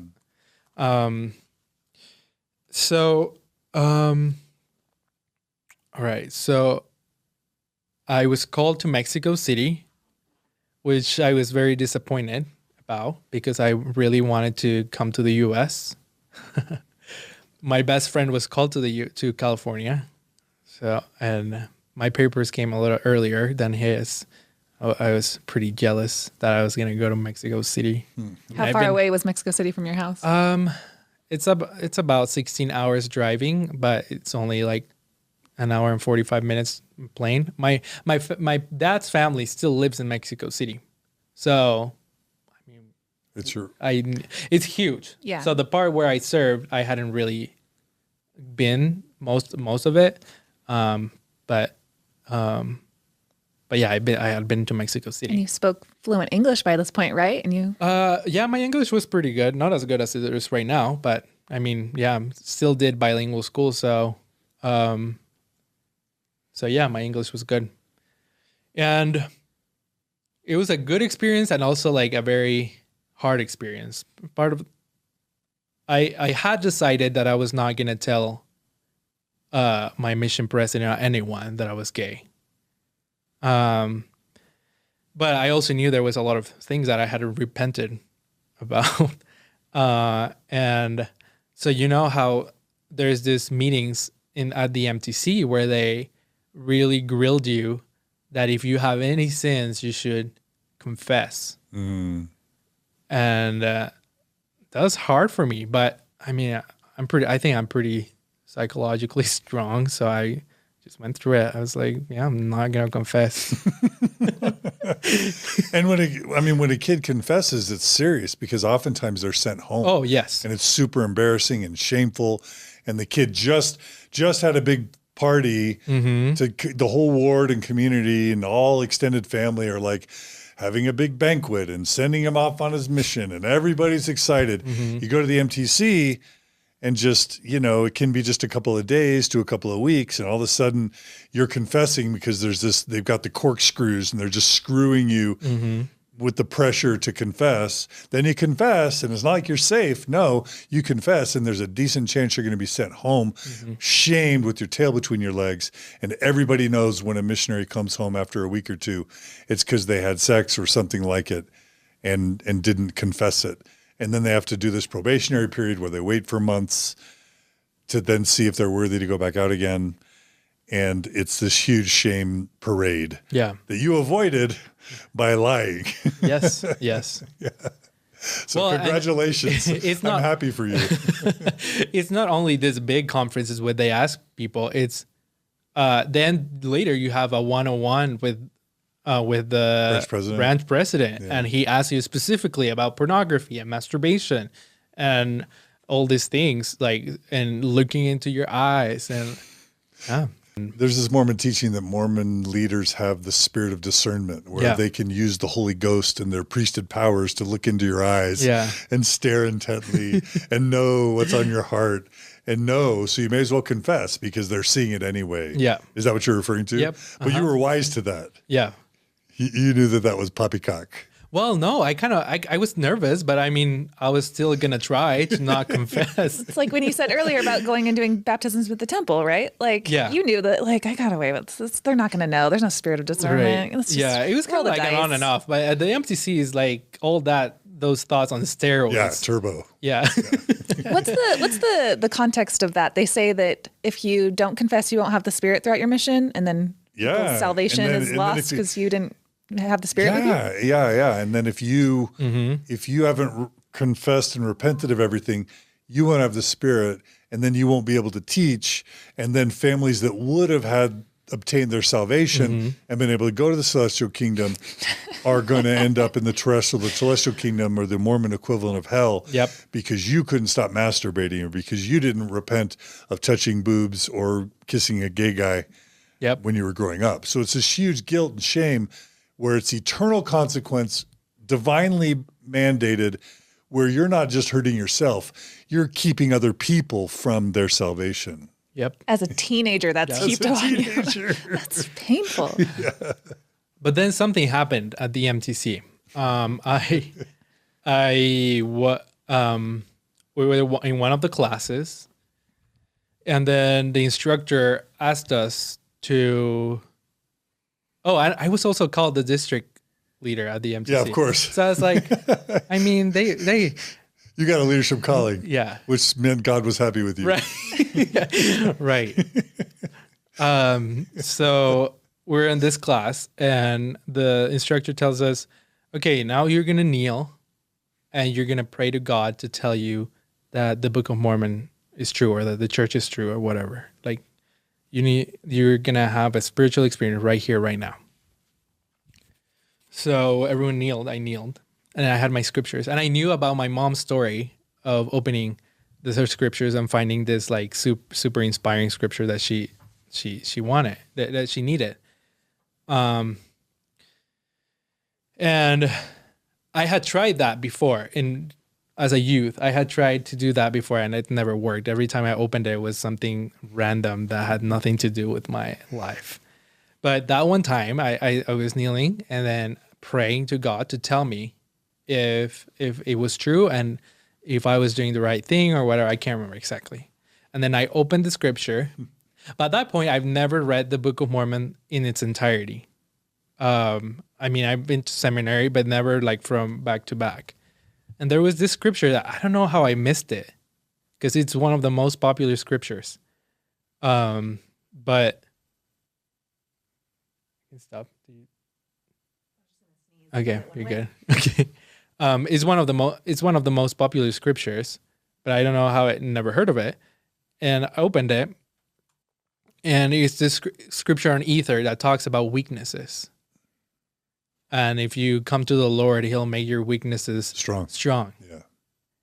So it was this super powerful experience, because I mean, I'm gay. I have a weakness. And the Lord is talking to me. He's telling me the Book of Mormon is real. So that did two things. That gave me a testimony of the church is true, and it also made me realize that the church, the God had forgiven me, even though I hadn't confessed. So I didn't need to confess, because God had forgiven me.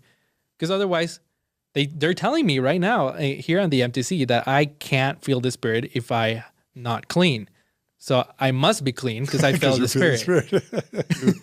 Oops. They need to think that through a little bit. No revelation. Anyway, so that's. I just have to say, I'm probably too old. Those of you who are 50 or older are going to remember kind of the Magic 8 Ball. Is this little toy that you would shake, and it had water in it, and this little like octagon kind of cube inside, and you would shake it and it would say yes, or you'd shake it and it would say no, or you'd shake it and it would say maybe. And it was just this fun little thing where with your friends, you'd ask it a question, shake it, and then it would say, yes, go do that, or whatever, right? It's a Magic 8 Ball.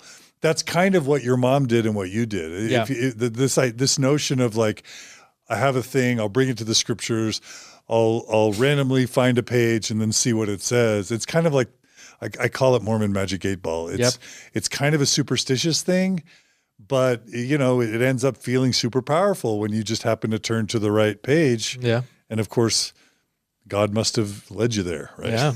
Yeah. I mean, what better scripture for a gay man than that one? I don't think there's a better one. Or what worse? It depends on your perspective, Yeah. right? Yeah. At that point in that, yeah. Miraculous. Yeah. So yeah, arrived to my mission. My mission president, he's Mexican.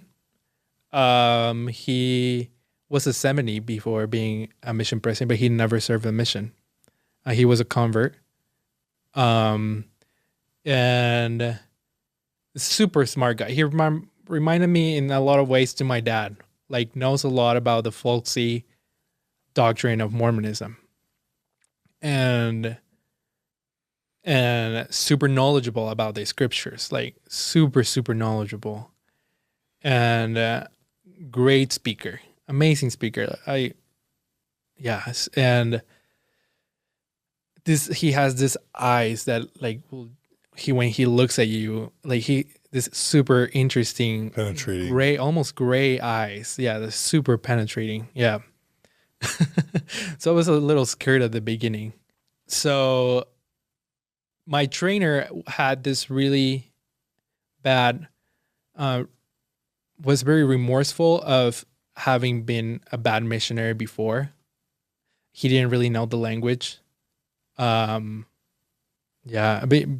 it kind of seemed to me like he had just been partying up until that point. Yeah. So it was a gringo from Utah who had been a disobedient missionary. Because he was in the Northwest, but they had just split the missions and ended up on the East. Okay. Mission. Yeah. Fresh start. Yeah. The greenie. Yeah. And so he didn't know the lessons very well or the language. Man. So I took, how do you say it? I just took the responsibility and did most of it. I contacted people when we taught. I taught like 90% of the lessons, and pretty much trained myself. Well, we had a all right relationship. I think in some ways he kind of sometimes would get mad that I was just taking the lead way too much. Because there's this idea in Mormon missions called senior companion and junior companion. And a senior companion is someone who's been on the mission longer. A junior companion usually is someone who's been here less. Sometimes when a missionary has been out a long time and he's being punished or shamed, a more seasoned missionary will be demoted to junior companion over a missionary that was newer to the mission. But generally speaking, the senior companion's been there longer. They're in charge. The junior companion, especially if they're green or new, defers to the decisions and the leadership of the senior companion. Yeah. But you're saying, in effect, you were senior companion even though you were green. Yeah, pretty much. Yeah. Right? Yep. Yeah. But it went all right. And then after that, I did my 2 cycles with him, and then the mission president made me train a missionary. This is a promotion. Yeah, promotion. And then after him, I trained again, and another jog high school from Utah. And he was like this massive, huge, tall guy. And he comes to the mission, and one of the first things he tells me is like, just so you know, I don't believe that tithing, it's a thing. Like, I don't believe we should be paying tithing. I was like, wait, what? And just random stuff like that. He would tell me like, yeah, when I was at the MTC or something like that, I prayed about Doctrine and Covenants section 132. And God told me that didn't come from him. I was like, there's no way. What is this guy saying? Like, how is this a thing that you don't believe in section 132? You have to believe in the whole scripture. You can't just pick and choose. That's called a cafeteria Mormon. And you don't believe in tithing, but we have to teach tithing, and we need to make people pay tithing. And just a lot of stuff like that. But we got along well. We had our differences, but he ended up being the only missionary who I came out to. I think he asked me, like, hey, kind of like, he really was trying to get it out of me. And then I just told him. And by that point, I was also feeling like, okay, I can be more open, because I was like keeping all these feelings and what I had gone through, and the fact that I had realized that conversion therapy didn't work, and that my plan was I was going to finish this mission and go be gay at BYU. That was my plan still. So he being a progressive Mormon, I didn't know what that was, but I guess he was a progressive Mormon. I was able to come out from Utah. Okay. Yeah. I was able to come out to him, and he was super loving, accepting, and hear me out, heard my story. I told him about the guys that I had had a crush done in the past. So he was very understanding, and he had his own stuff and loving. Yeah. Yeah, we all do. And yeah, that was What year is this? 2013. Yeah, like I'm thinking about when I was a missionary, and again, this was in the late '80s. Yeah, if a missionary had come out to me as having been gay, I would not have taken that well. I would have number one thought, "Ooh, that's bad," and then I would have said, "Whoa, when I dress, what are you going to be looking at me? And are you liking me?" I would not have had any maturity or respect for what was going on. Now the year for you was what? 2013. So, I mean, yeah, this is like literally, I'm thinking of Mormon Stories, like this is like when the essays are starting to come out, and the Mormons and Gays website. Yeah. So he had read Denver Snuffer stuff. He knew. Oh, wow. So he was an awakened, intellectually progressive Mormon. Yeah. Yeah. He was less active before going on his mission, and then all of a sudden decided to go on his mission.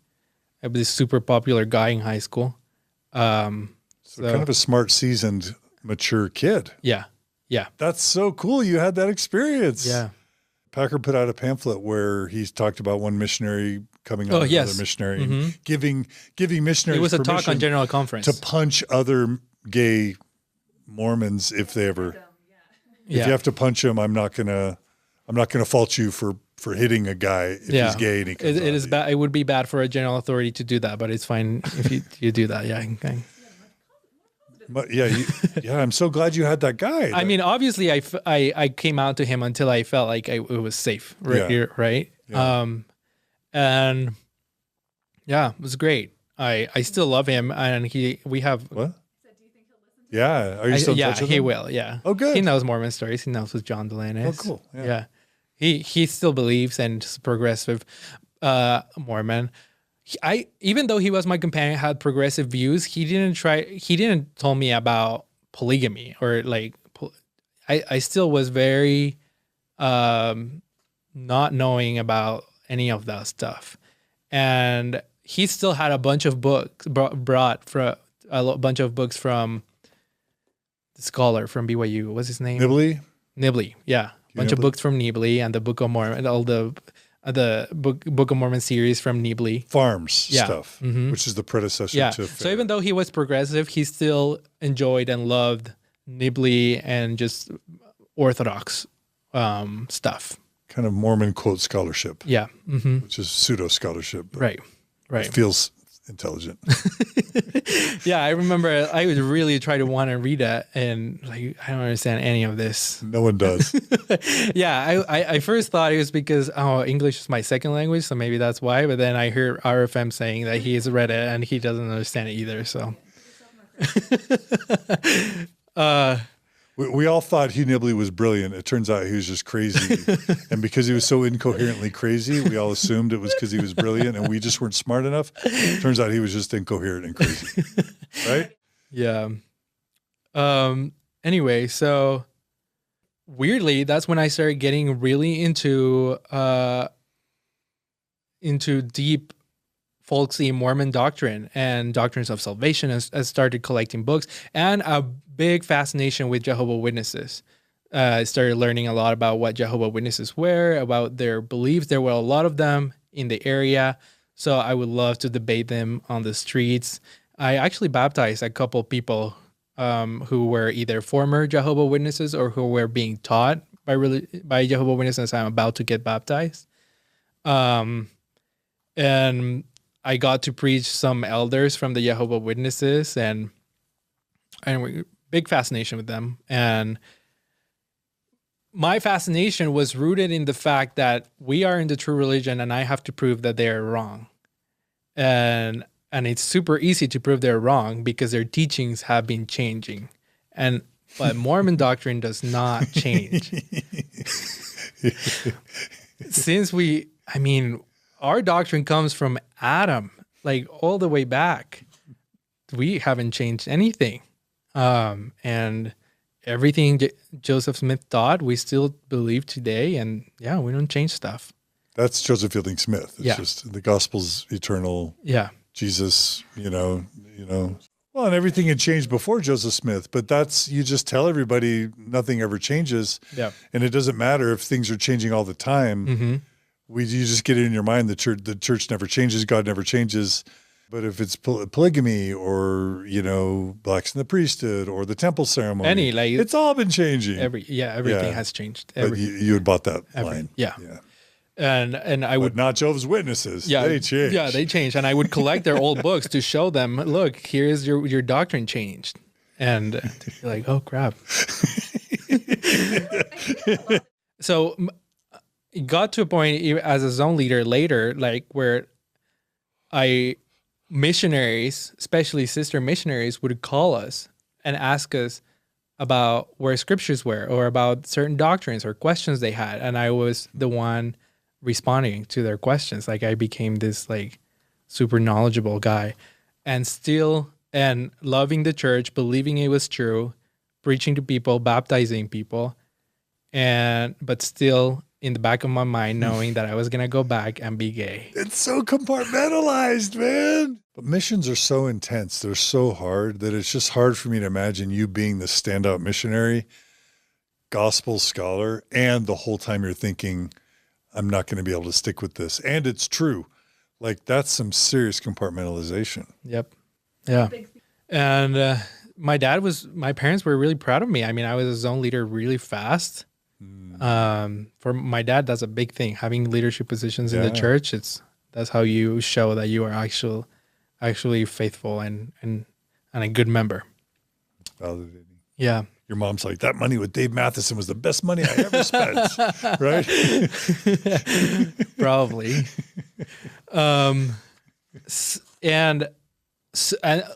Okay, so right when I arrived to my mission, baptisms had dramatically declined because the I think it was the first week I was on my mission, the area presidency set a rule that everyone that was to get baptized needed to go at least 5 Sundays to church. That's 5 weeks. You're only in one area for 6 weeks, and then there's changes. They may not change you or move you, but so when you get to an area, you gotta find. That's when you get to find the first week. You get to find all the people that you're gonna later get baptized. So it just became really difficult and declined. So soon after that, the area presidency set these goals, super high goals of lessons and a goal of one baptism every week. It became the motto in Mexico. Every companionship has to have one baptism every week. What? Yeah. At least one baptism every week. If it's family, it's a bonus, but that's high. That's outrageous. Yeah. So there's this goal for all the missionaries in all Mexico to baptize at least one time a week. And there's a lot of shame if you're not doing it. You're not being faithful, or you are not being super obedient. So yeah, it was hard. And I didn't really do it until I was a zone leader. I was not able to do it. And it depended a lot on the area you were serving too. Totally. Yeah. Yeah. So I was. And by the way, the more poor and desperate the area, the more likely it would be you'd have a baptism, right? Yep. He's nodding his head. Yeah. Yes. Yes. The more wealthy and affluent and educated the area, the harder, yes. harder that would be. Anyway, so I was his own leader. Then the president moved me to another area, and it was a super hard area to baptize. That's where he would send all his APs. After being APs, he would send them to be zone leaders in that area, because you're a zone leader and you're in a super hard area. That's like, it's a ward, not a branch, because it used to be a huge ward, and now it's a ward with 10 people attending every week, including the bishop's family. That's nothing. That's smaller than a branch. I mean, but it still was. It was not even considered a branch, because it used to be a big ward, but just so many people went inactive. And for those who are new to Mormon Stories or have never been Mormon, this is just a brief segue. I'll just say my very first Mormon Stories episode ever, episode number 1, is about my mission experience in Guatemala, where there was massive baptismal pressures to baptize. And there were companionships that were baptizing 40 a month, which means they weren't just baptizing once a week. They were baptizing on average one a day, right? Yep. And the mission got up to like 700, 750 baptisms a month. There was a mission in Chile that had over 1,000 a month, the Viña del Mar mission. And so Latin America, Mormon missionaries in Latin America have this decades-long history of baptizing tons and tons and tons of 8-year-olds, 7-year-olds, drunk people, single moms, whoever they can, pump up the numbers, baptize without lessons, without discussions, go to the beach and just like, hey, you want to follow Jesus? Let's go get baptized. Get names off of tombstones, like whatever you could do, baptizing crazy. Then the church would say, oh, look at all the growth and look at all the numbers. And there'd be new wards and new branches and new stakes. And oh, the missions are dividing and wards and stakes are dividing. And isn't this a miracle? And then you fast forward 10, 20 years and you've got these wards that they expanded too quickly, they divided too quickly, things got watered down, and you're left, a ward's supposed to have 200, 250 active people in it. There were at least 300 or 400 people in the list and 10 people attending. But when you do these baptismal practices in Latin America and the Philippines, elsewhere, you'll get these numbers, but then it's not sustainable. There's huge attrition rates, 90% attrition rates usually. And then you're left with these wards that should have 250 people actively attending, and there may be 10 people. And it's really decimated the church in Latin America. And that's what Kara was referring to. I actually have an episode with Dr. Ted Lyon where he talked about when he was, an MTC president, a mission president, and a temple president in Chile. Holland had to go to Chile, Elder Holland, and close 30 stakes, collapsing them, closing all these wards, closing all these stakes, because the church was just imploding under this fraudulent Potemkin town expansion numerically, but the actual lived experience of the Latin Americans in the Mormon experience was destroyed by fraudulent statistical growth that had no underlying substance or merit to it. Yeah. So that's the background for kind of, and this ebbs and flows. It started with the baseball baptisms in England in the 60s, which ironically Elder Holland was a member of the missions in the British Isles when the church was starting to experiment with these techniques. And so it ebbs and flows. These eras come where there's massive numerical growth. I'm sure the church is experiencing this in Africa right now, right? Massive growth. And then like, oh my gosh, this is all unsustainable. And then contraction and rules about, oh no, now you have to be more careful and cautious when you baptize people. But then there'll be the aggressive mission presidents and area presidents that want expansion and want growth. Yeah. And it's just screwing with people in these developed countries. Yeah. So it's this whole seedy underbelly of unethical missionary work that's statistics-driven, pressure-driven, and it's very colonial in its nature, and it's a really gross, unethical, shady thing that the church has been through. Just Google Sunstone baseball baptisms. Michael Quinn's got an amazing article. Maybe write that in the show notes. An amazing article about how this happened in the British Isles. So all of that is background for you now coming into a ward that was suffering under this sort of egregious fraudulent statistical expansion. So it's a ward that should have a couple hundred members, and it has what? 10. 10. Including the bishop's family. Like we would get to church and it was just the bishop upstairs sometimes. And it's a ward. Yeah. But it speaks to the rotting of the church in Latin America. For 80s and 90s, it was this massive expansion. I remember when Mexico had like 100 stakes, it was this huge deal. Yeah. But all of that is eroding and eroding, and the church is slowly rotting in Latin America. Is that right? Yep. Yep. Okay. To that point, I hadn't really seen it. It's been a lot more evident recently, but yeah, I mean, yeah, for sure. That ward was tiny, and it's obviously super hard to baptize because you're taking people who are, it was not a super poor area. So you're taking people to this church that has 10 people in it, and you're telling them this is the one true church.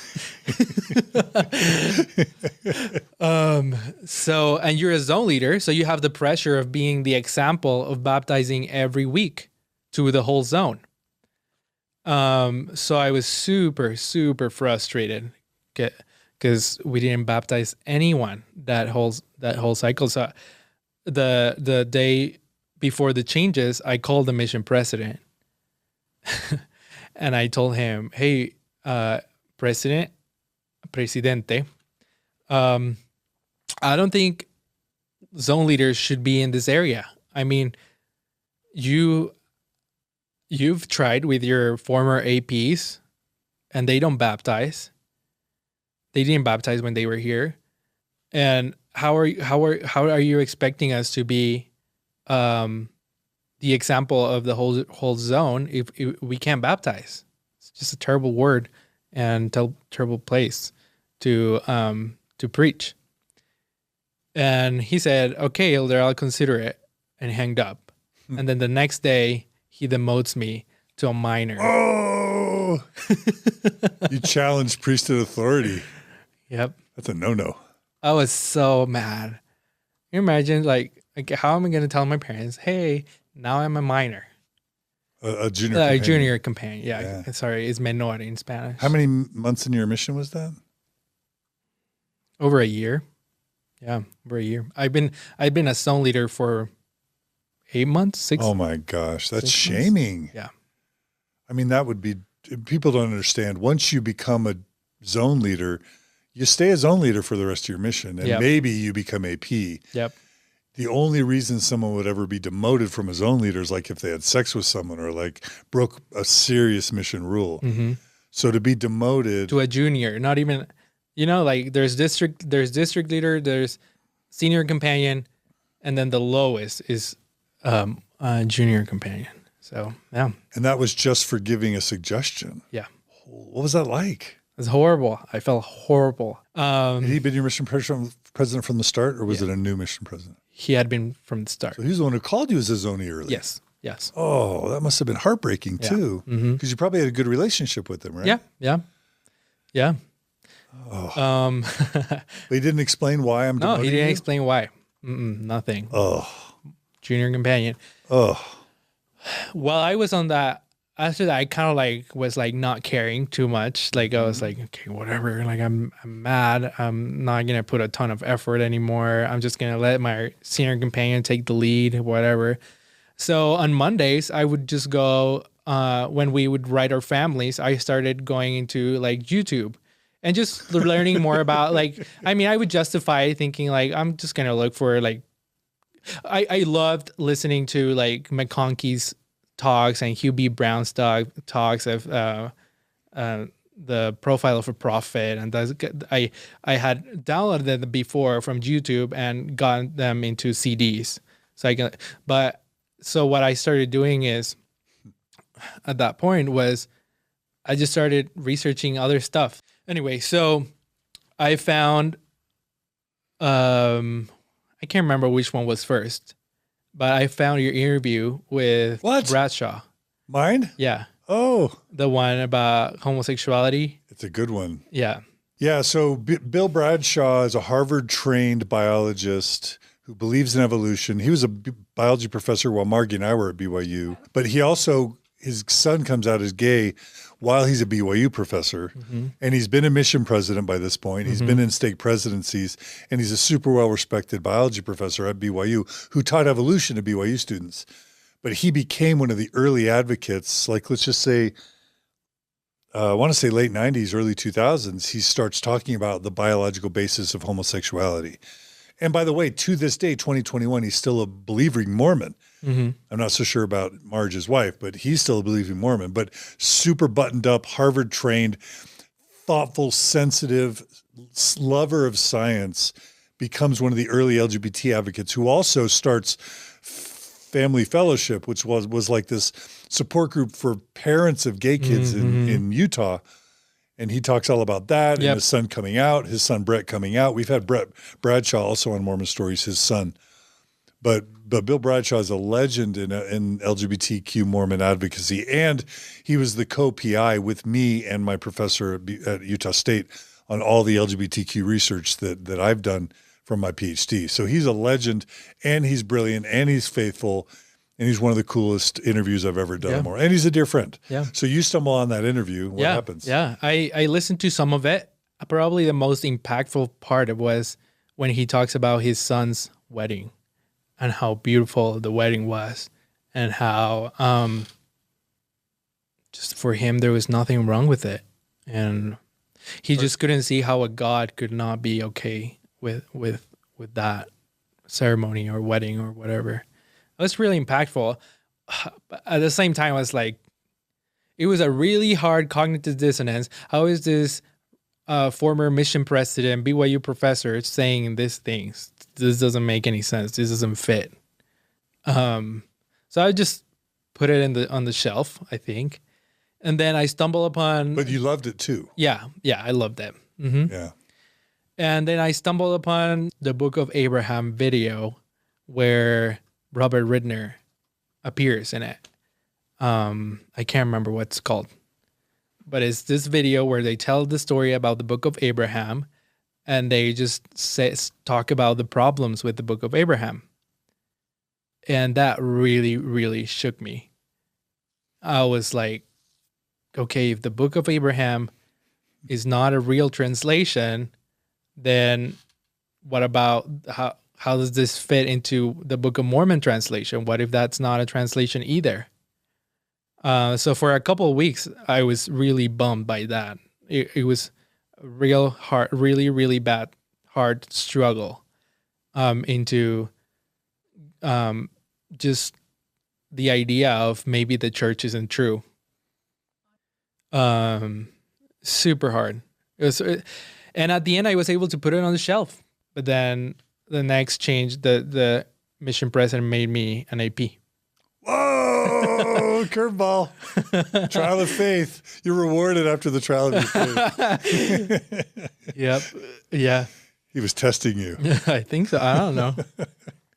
How'd that make you feel? Oh, it's super, super good, super happy. And so it stands for assistant to the president, and you and your companion are pretty much like top missionaries. Yeah, the whole mission looks up to you. It's like 100 companionships, 125 companionships, and you're the top companionship. Yeah, and they're looking at you, and you train them, and you go and visit to them and do exchanges to them and teach them how to teach, and are always on, not always, but you go on tours with the mission president, and you get to go on the van with the mission president and learn from him super closely and teach with him.